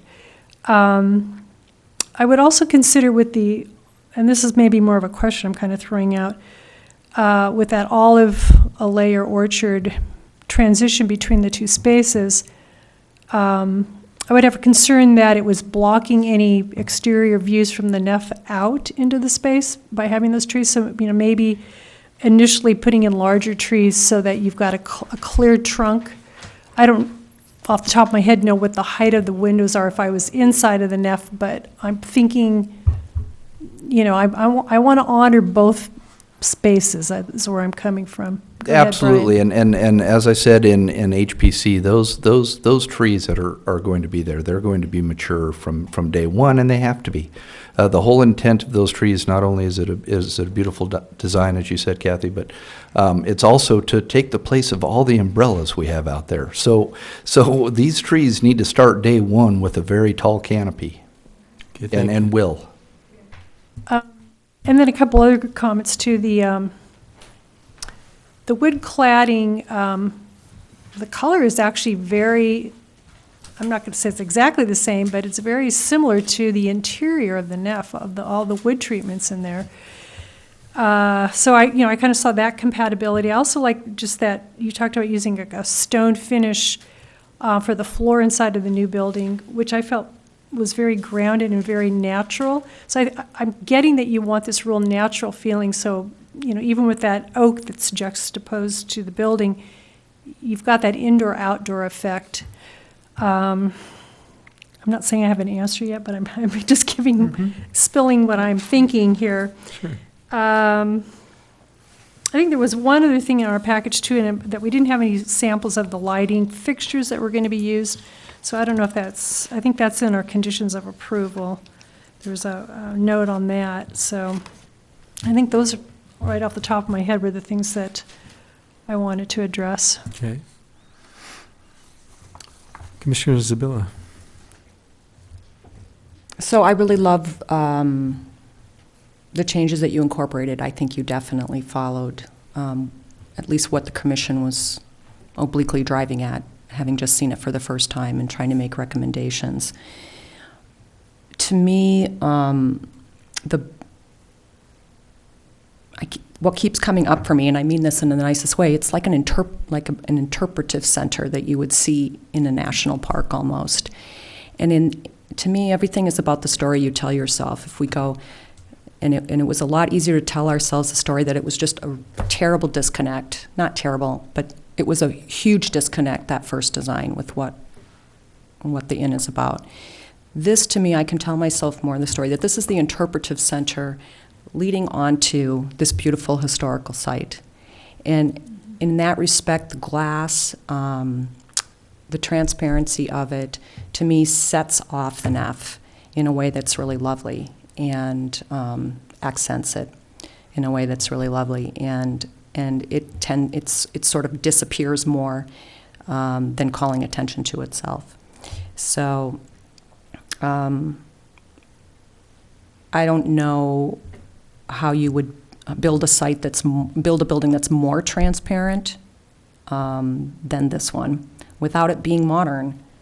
I love the wood-clad, bigger beams. I think that also, as Commissioner Nolan said, really echoes beautifully the inside of the nef. So I like the redesign. So I appreciate the applicant coming back, and they really listened to, I believe, our comments on a lot of different levels. The building has been considerably simplified, I think, in its design, and adheres more closely to this idea of heavy structure versus a light, airy structure. There is and I believe, Commissioner Zabilla, the key word for me is transparency in this. I'm in my mind's eye, I'm looking at what's existing there already, and the difference of that of what's being proposed. And I see this building obviously a lot cleaner in lines, but yet still reflecting the tradition of wood construction, which ties back, in my estimation, to historically to the inn, what it has to offer, and in terms of the trellises that you see there, the different appointments. Granted, it is a stylistic departure, but I believe that that transparency, the way you can look through that building, helps create interest to what's behind it. And what's behind it is the significance of the historicity of that complex, and with the Nef Lounge, and that says a lot. It was more obscured in the first version, a little more distracting with the butterfly roofs and that sort of thing. So transparency is big. In size, I believe it came down 4 or 5 feet in height. It really does have a sense of a wood structure to me, with the glass, and its function, goes without saying, works a lot, is a lot more efficient than what was there. I too also extremely appreciate the Historic Preservation Committee, because I know they put a lot of hard work into this, and understand to degrees that the need to try to maintain a style of architecture throughout that complex. I guess how I feel about it is that I see a lot of iterations going on in that development. I see 70s, I see 80s. I just don't see the Nef Lounge. And to me, this is just another reflection of a different period in time that in itself pays homage to what's already there. We've gone from steel to wood. We've limited the size of the massing of the building considerably in footprint, in height, those sort of things. So I think it's a good design. To kind of echo the comment, and I was really, I live over in the Arbolata, and I was thinking a lot the other day about this project, and I feel that the Arbolata, if you want to define what is Ojai, I think it is the Arbolata in a lot of ways. And over here you'll have a Rodney Walker house, and right across the street you'll have a Spanish mission house, and it's a lot of diversity. Now I know it isn't the same, that's not a linear thought, but I think it's an example, and I think there's opportunities. I think the Inn has done a fine job taking the opportunity, and as other commissioners have said here, integrating this and trying to really honor the history, but also make something new, which I think is really adhering to the Department of the Interior standards. I really believe that that's what it's doing. I just continue to, I don't want to change anything else. I personally liked the first design even more, but I think I'd kind of venture towards a more radical departure in it, because I feel if you're going to do it, you may as well just go crazy. But I think this discussion brings up an interesting point, and it's the need to define more clearly in our ordinances the scope of what we're trying to do with our historic landmarks, improve on the language, and really get into that. And it needs to evolve, because it's just too wide, too general at this point. It's too broad, painted with a broad paintbrush, and the interpretations and things of that nature. There'll always be different arguments, I'm sure, and opinions, but it does lead me to think that there is a need for more discussion in terms of what authority the Historic Preservation Committee our commission has to work with. So, sorry. I was just going to ask for someone want to make a motion at this point, or more comment?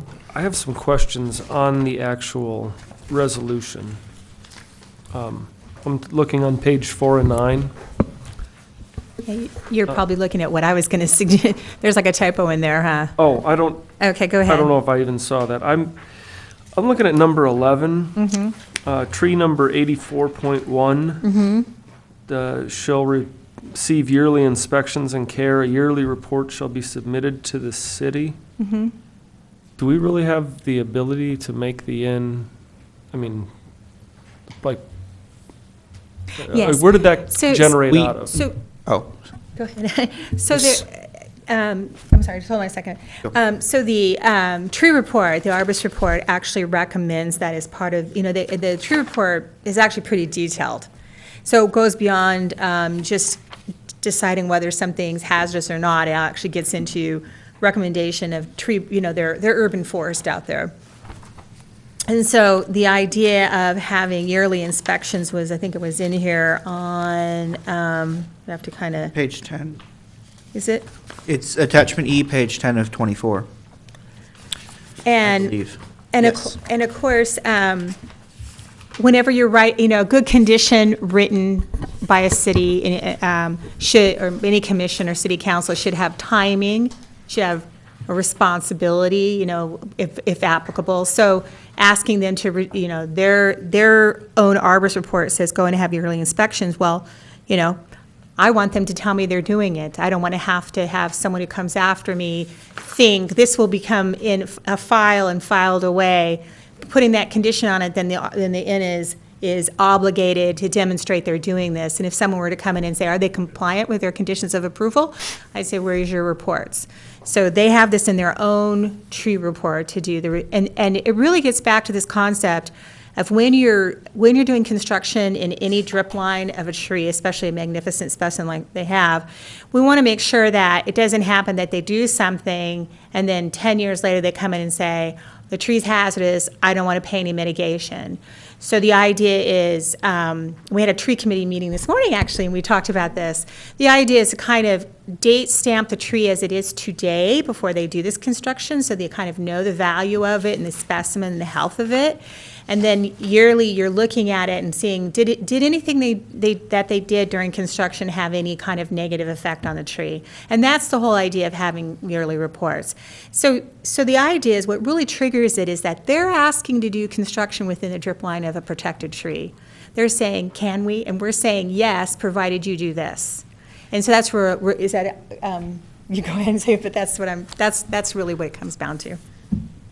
Just 2 points to add to that good explanation. One is the city definitively has the power to require an annual tree report. There's no question about that. Two, some of my clients will limit that to some period of time, 5 years, 10 years. Consider that. The other point is, the other reason why the tree report has value is it allows, should the applicant come forward in X years to say, oh, this is hazardous now, it gives us a tool to evaluate whether the construction was a result of the hazard or if indeed it got a disease or a bark beetle or something like that. It provides a yearly snapshot. Can I say one more thing as far as that condition? Go ahead, you're the applicant. I'm sorry.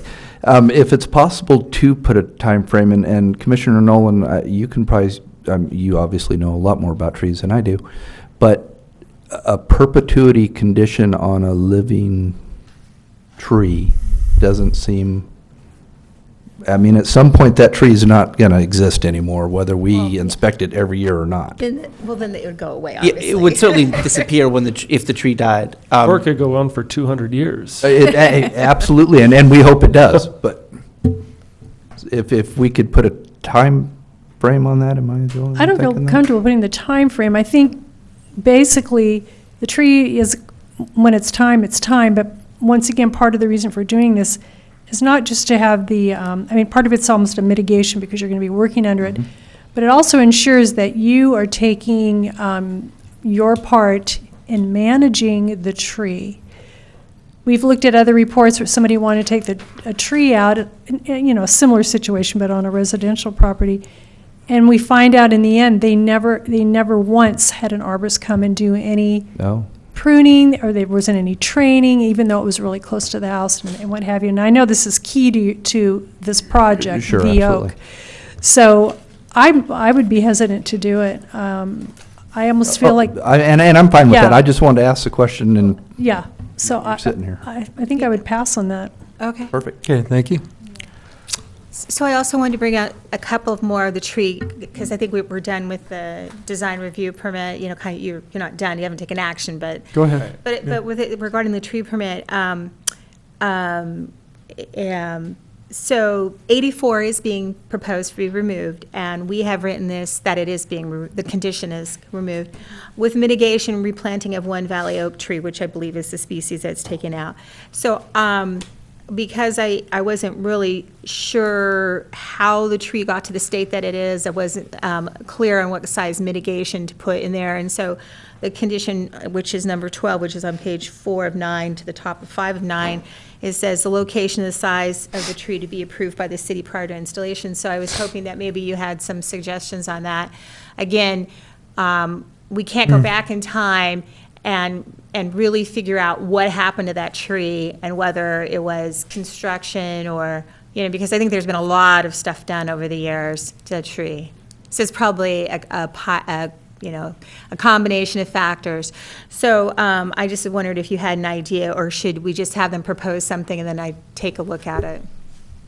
So you're referring to the dollar amount that the tree was, Talking about they're replacing the tree they're removing, that they're proposing to remove, Right. 84, not 84.1. Right. And we're asking them to replace with another tree of that species. So what Okay. size would we like that to be? and let me go back and refresh my memory. Was there a dollar amount that was put on the value of the tree? 3,000. It was the $3,000. So you're wondering if there was an equivalent box size. Lawrence, what would that be? Yeah, it would be like 104, because a 60 inches, half of that, so, yeah. And then here's the other question, or thought on that. the value of planting a tree that large or finding one that large is one thing, or would you want to split it up and say it could be more than one tree to equal that value? What do you think? I sometimes feel though you putting a tree in that big, I think a smaller tree has a better chance of taking than, and that's Okay. that's how I feel. And that's kind of standard, and that's why I wanted So I'll to throw just go that out ahead there. and let them present what they want to present to me, and I'll make sure it has that dollar value to it, and then that's fine. I just didn't know if you wanted something more specific. Right, and because if you were going to put a tree in that large, I think the location would have to be known. Like where would you want to put that tree? You're going to require some serious excavation to get the box size in if it was that large. I think also, and just to be consistent with replacing it with the same species. Okay. Yeah. Yeah. I think that can best be captured with a couple of slight modifications to the current language. If I could go so Number bold. 12, you want to? Right. Yeah, to number 12. I think it would be captured as follows.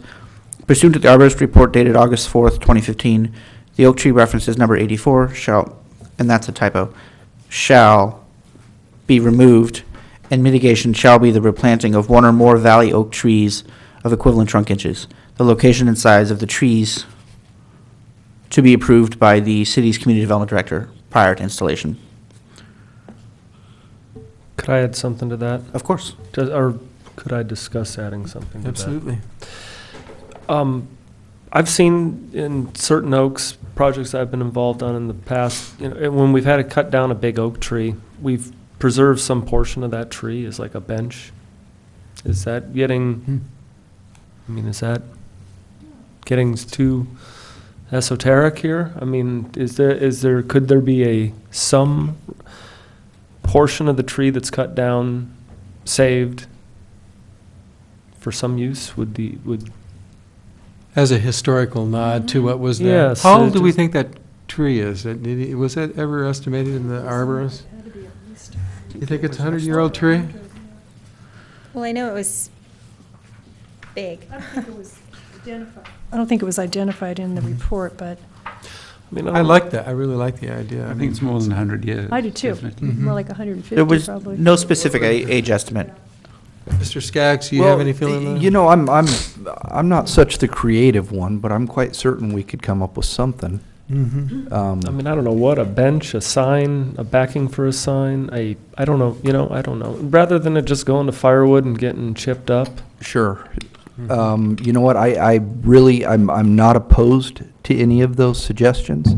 I just don't have a better one right now. Well, we can think about that. Sure.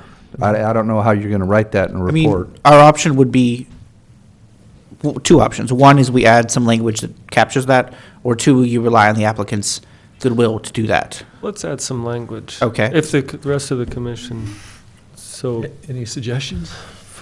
some portion of the tree to be determined by the applicant shall be preserved for public display in some capacity. It could be part of the public art. It could be. But even the bench idea is very simple, Mm-hmm. It's good. and Just make it. that would be easy, I would think. Yeah. Okay. Great idea. The only thing I'd add would be subject to the community development director's approval, so we have a hard approval point. Yeah. Do you have some language for that, Could Mr. be- Summers? Oh, yes, sorry.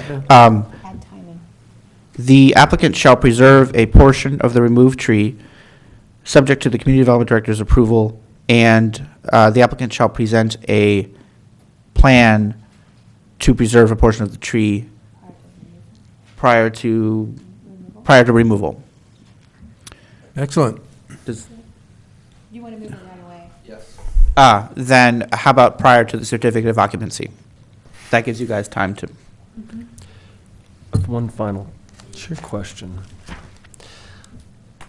Okay, so I just have it on item 6, which was 4 of 9, I have a couple of typos in there. I just ask you to bear with me, and it just says, any tree which due to the construction activities approved under this permit subsequently dies or become hazardous shall be replaced consistent with the provisions of section 4-10 of the municipal code. So just remove the word following and the punctuation.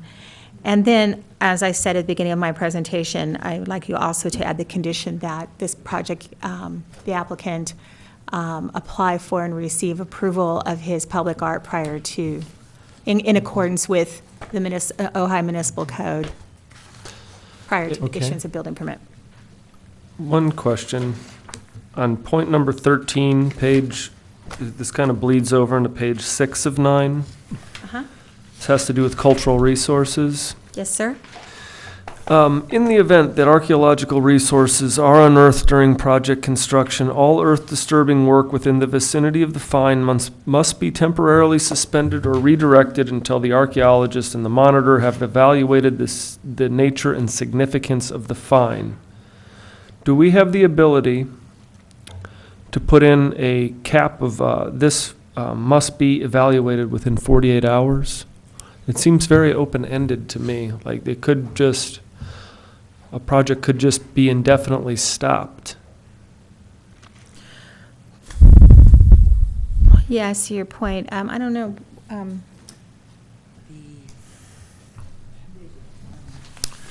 You're reading from 13, right?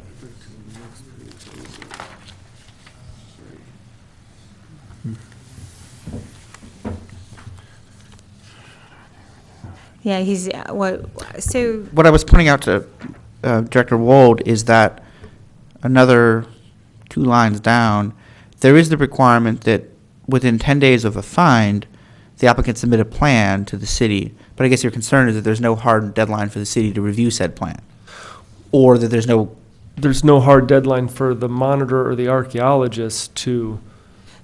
so the archaeologist that's on site is one of, at this point in time with the city, is one that the applicant engages, so they're their employee. Okay. So I'd assume that they wouldn't hold their own job site up. At this point in time, they're not hired by the city, they're not at arm's length. They're really someone hired by the applicant. In this case, Mr. Skaggs is going to be using Compass Rose. The monitor that will be out there, unless he's made changes, but the monitor that will be out there will be one that's engaged through Compass Rose. So they'll be working with him. The idea is then we have, within 10 days of the find, the applicant should submit a plan drafted in concert with the archaeologist and the Chumash monitor to the city for review and approved by me in consultation. Those things take a lot of time because, they just do. When there's something happen, we're going to work as fast as we can, but, we need information as to what it is, and then we need to get everybody together and people when it comes up like that, there's different people that have to be notified. So I'm not really sure that we could get that all done in 48 hours, as Matt's saying, get them back working again. Right, because I think the way this is worded now, you find the find on day 1. Then they have 10 days to present the plan, during which time work could theoretically be stopped. Then we have an undefined amount of time to review the plan in consultation with the tribe, and then approve the plan, and then do something what the plan says. Well, I think my question it seems to me is that, okay, they find something. Right. Mm-hmm. But we don't really know what's been found. And that seems like the arbitrary time period where, what is it that you found?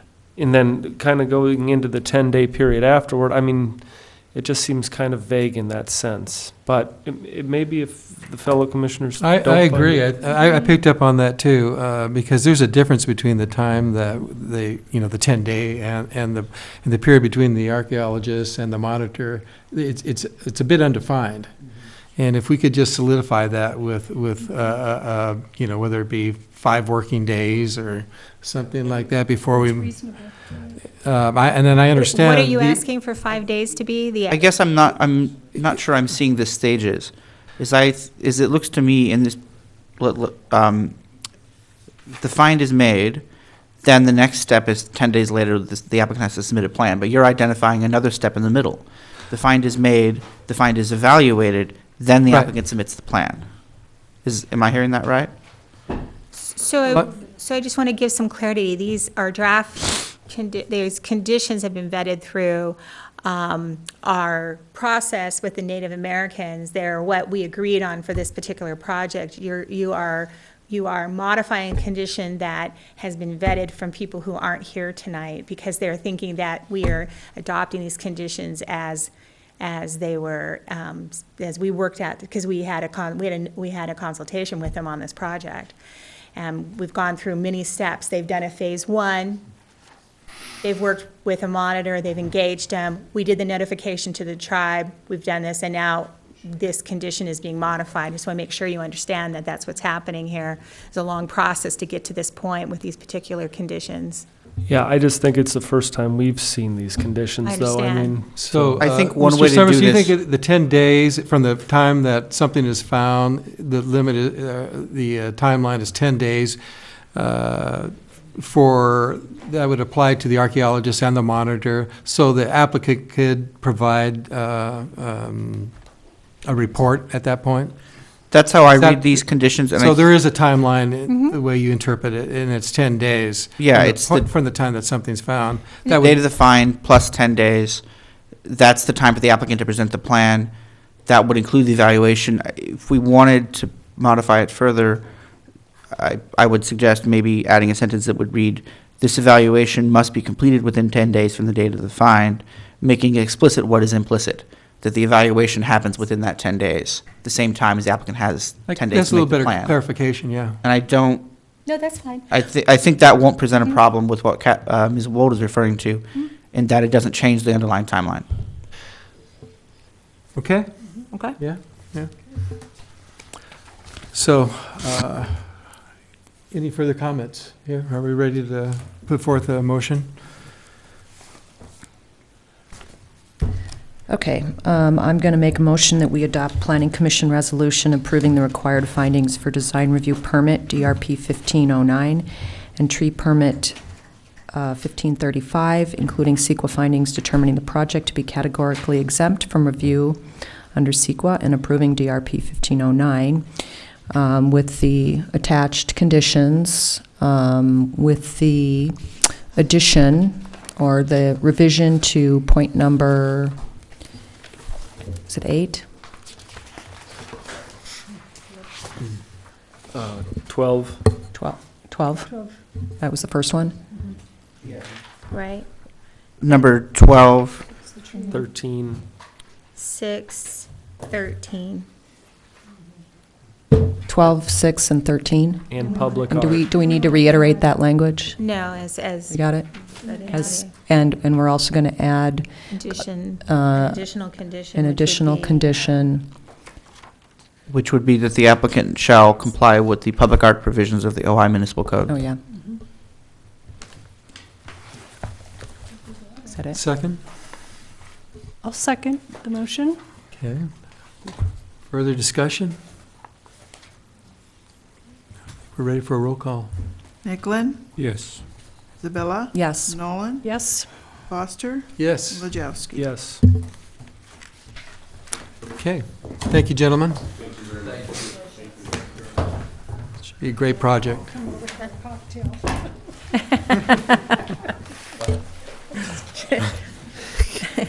Wait till it's approved, people, wait till it's approved. Okay.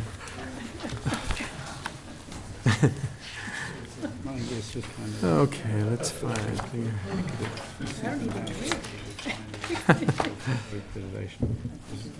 So this evening, we have no discussion items, but we are ready for now informational items, and beginning with the director's report and director's actions.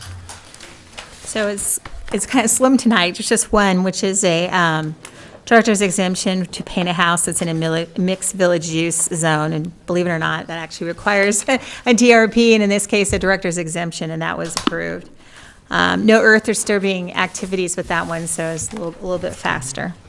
And then moving on to the next one is our active code enforcement. And we'll just say that we have a new code compliance inspector that's a temp, subbing in for the temp, to the part-time temporary employee we had before, and is working out well. So he's getting up to speed and out there doing inspections and kind of trying to pick back up. So we'll see some activity on that now.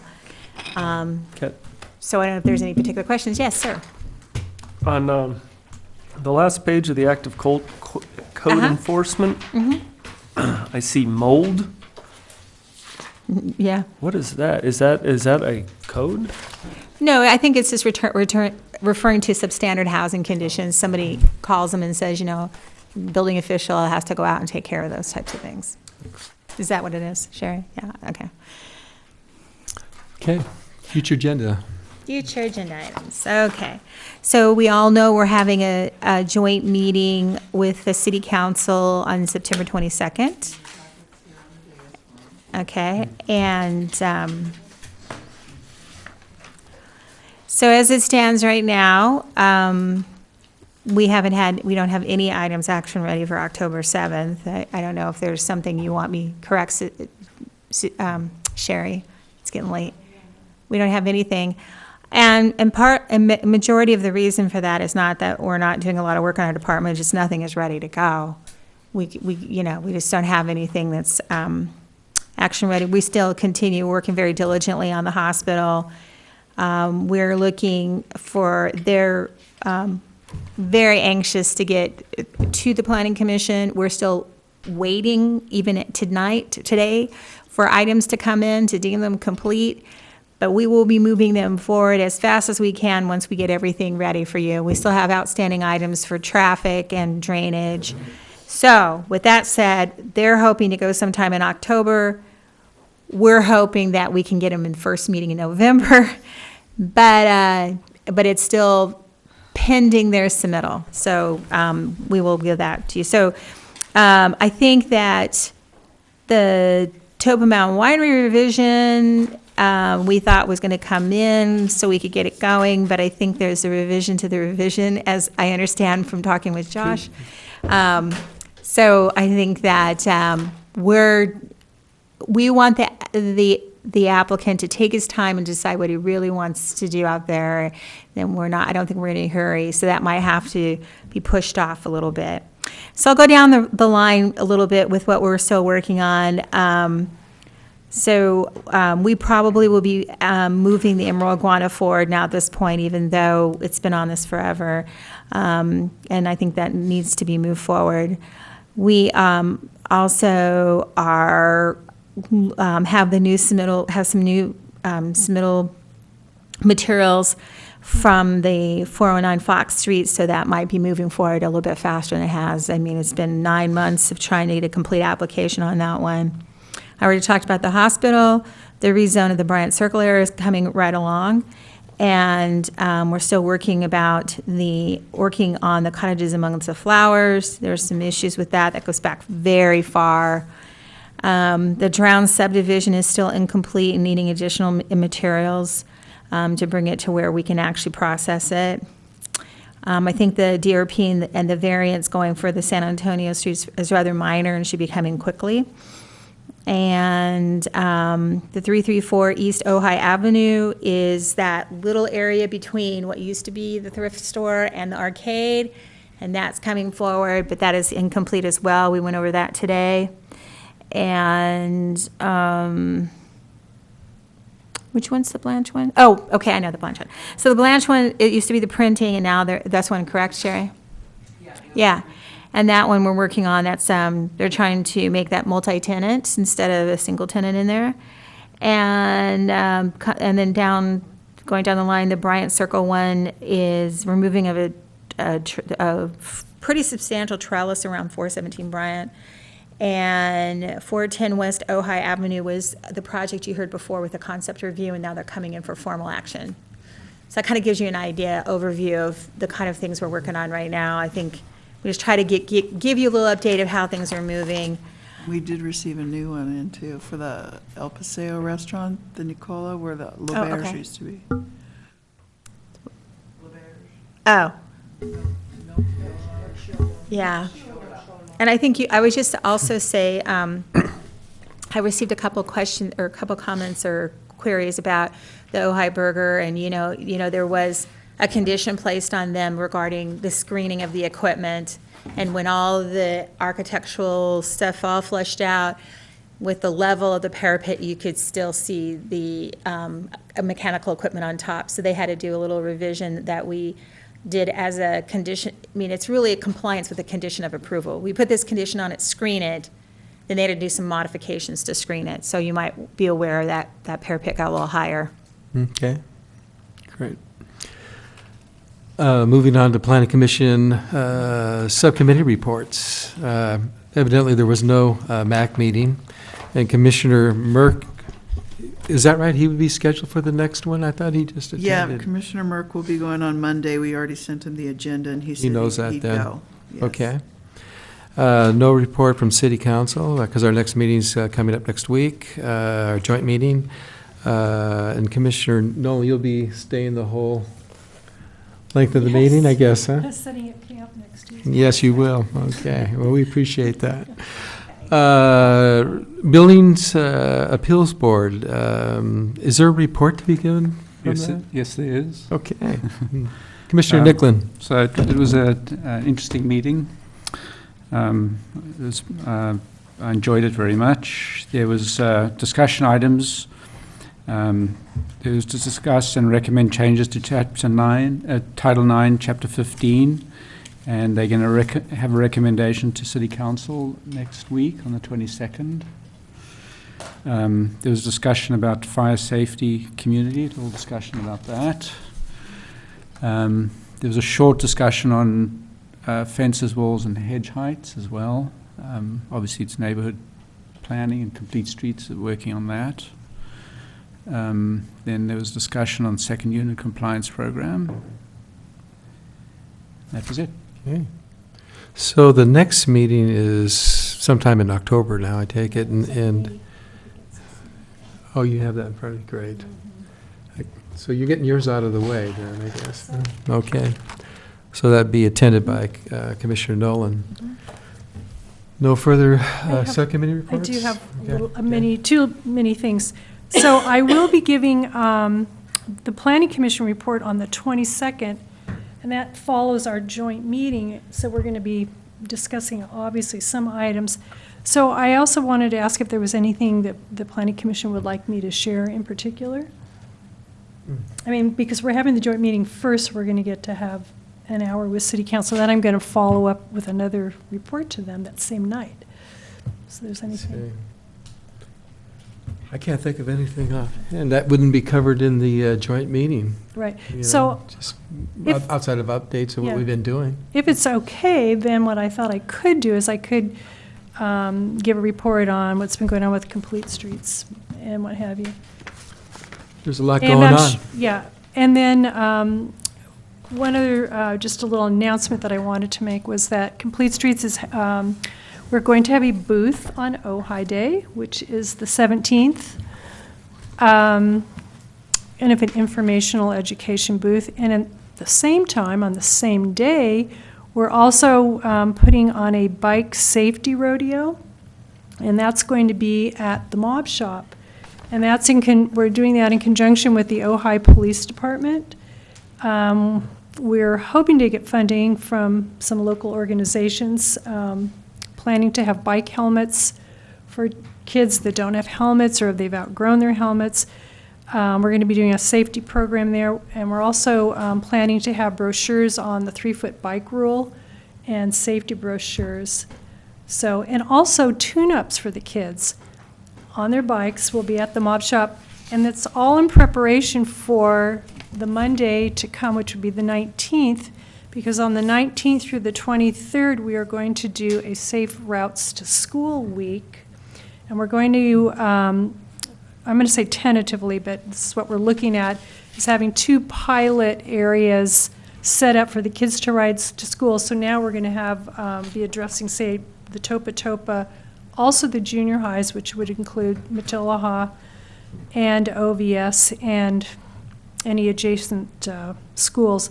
So the 2 routes are going to be on what we are looking at as a proposed crosstown bike route, which would be Grand going in through town and into the Arbolada. Mhm. So we're really excited about that. So is And- the idea behind this to orient kids to how they might get back and forth Right. from school safely? Is that Exactly. what So the- part of what we're doing, and, you know, it's the question is, well, why are we doing that? And we're Complete Streets. Part of what we're doing is education, and we want, you know, the public to be involved in We have, in the past, had a project where we did a Safe Routes to School project with some of the private and local schools.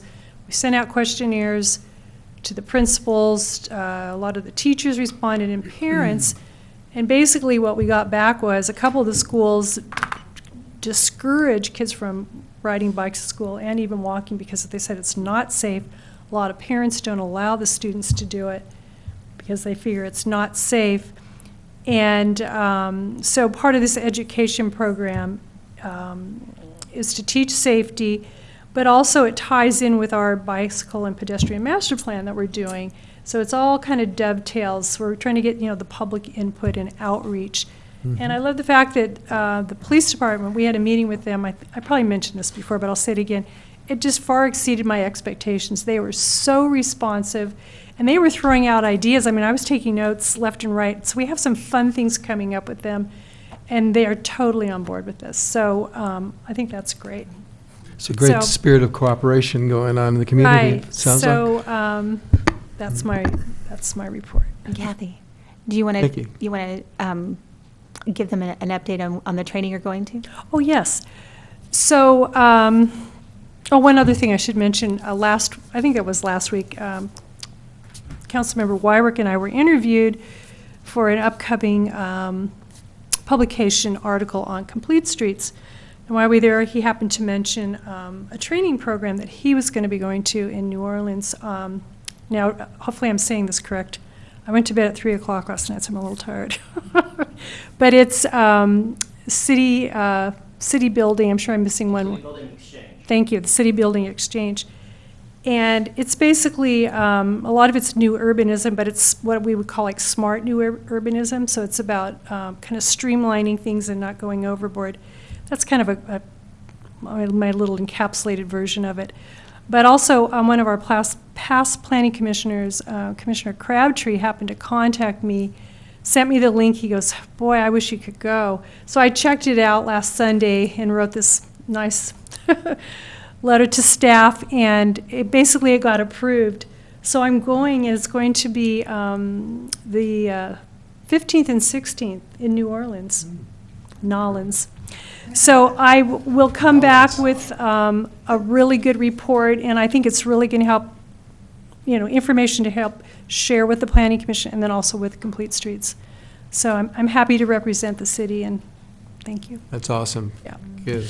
We'll look forward to those reports, yeah. There was a CAPA meeting 2 days ago, the Committee to Approve Public Art. It was the Wild Tennis Academy, which was an interesting full circle. But it was really good. I feel that, it was really an interesting example, I think, and maybe of the true intention of the public art ordinance, or maybe one of a side note. But I feel like Mark at that point was really excited about the project and what they're going to be doing out there in the public. It's basically a bunch of tiles with fortune cookie quotes on it, and it was really interesting. So I saw it as the Wiles and the city starting to rebuild our relationship that was, got very sad at a certain point. So he's happy, Kappa's happy. Great. I think the students there will be happy, and good to hear. Yeah. Okay, well, Councilmember Wyrick. Finally. Yeah. Yes, real interesting discussion, by the way. I appreciate listening to all of that on the hearing. Nelson Nygaard, one other thing to mention. The people we are using to contract with the master plan for the pedestrian and bike path is one of the major presenters at the City Building Exchange, and sponsor and major presenters. So it all kind of ties in to this. It just seemed, it sort of just really yelled out that a couple of us need to go. So we're going to this conference. It should be very interesting.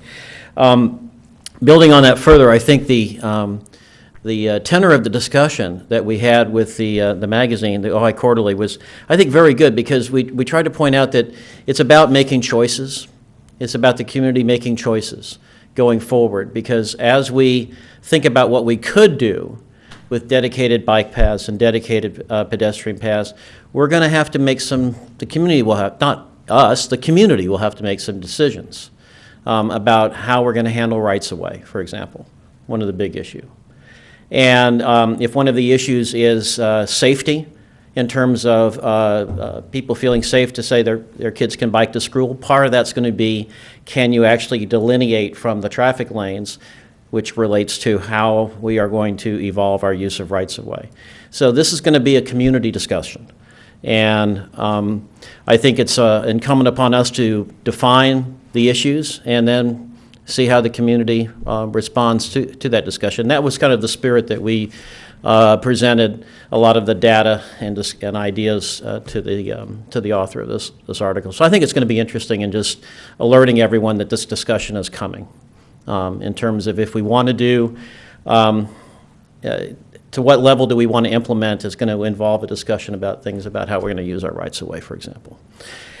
I did go to the school board, Kathy, and I mentioned to them we're going to have this demonstration, safe routes to schools, and I'm going to throw in my little personal preference to say safe routes to schools and everywhere else, in particular other parks and recreation areas for children and adults to bike to. And they were very receptive to the idea. They wanted to hear about it. I think the superintendent's office really wants to hear what the date would be and what they could do to maybe cooperate with publicity within the schools. So yet another connection I think that they would be very receptive to hearing about in terms of that event. A couple things going on. We're moving closer to having a presentation of concepts, design concepts, for the affordable housing ideas. And again, just to repeat, the City Council endorsed the idea in consistent with our general plan and our adopted housing element that we are supposed to affirmatively explore possibilities, and that's what we're doing.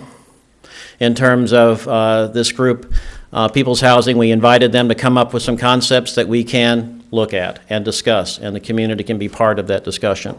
So that's coming soon. By soon, I mean, Kathleen, 4 to 6 weeks probably in November sometime. If you heard it, we had an email from Mr. Clark about that. No, I didn't. I'm unaware of when it's coming. I'm getting a lot of inquiries from the public at this point. And I wanted to mention that. That's part of the reason I'm mentioning that is there's been no transaction approved by council. There's been no commitment by council. What we're doing is if you open up our general plan and you open up the first page of the housing element, it says by statute and by adoption of the housing element of the general plan, we are supposed to, as a city, affirmatively explore possibilities. It's exactly what we're doing, okay?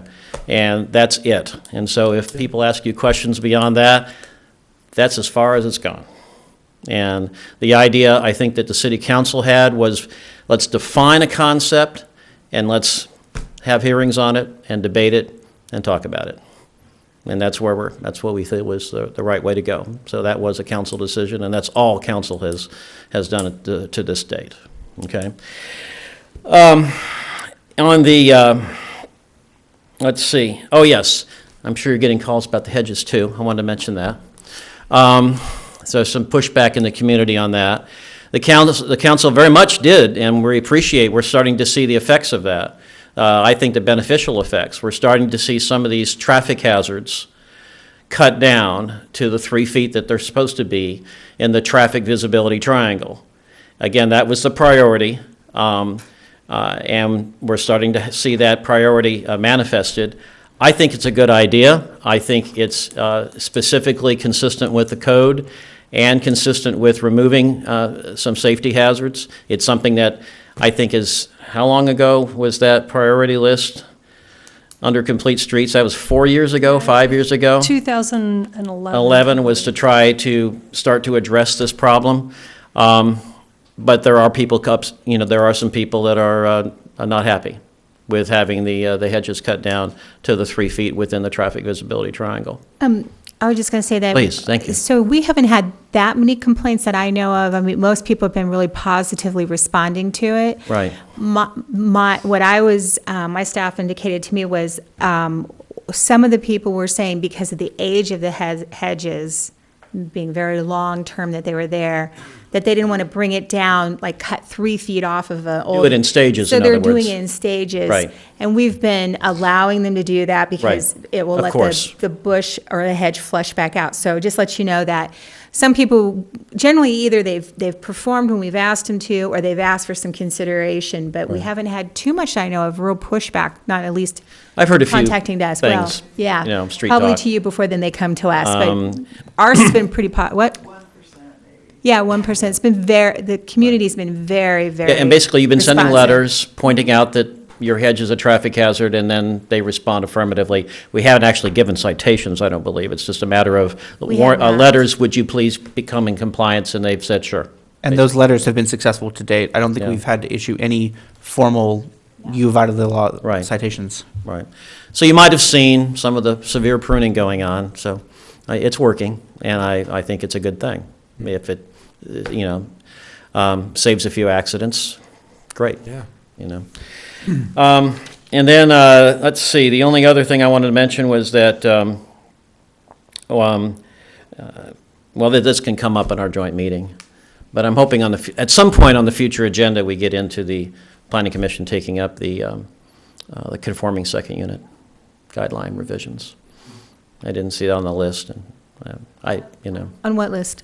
on the future agenda list. Oh, for because plan- you're talking about it on the 22nd. Right, we're going to talk about the You're 22nd. gonna, so it'd be Right. premature for me to put it back on. Yeah. But if you, speaking of which. We can talk about it on the 22nd, Well- about how to proceed with that. Speaking of which, since, and I don't know, sometimes, I'm going to say like Kathy, I wasn't up till 3 o'clock in the morning, but sometimes, I think, and then I'm on to the next subject.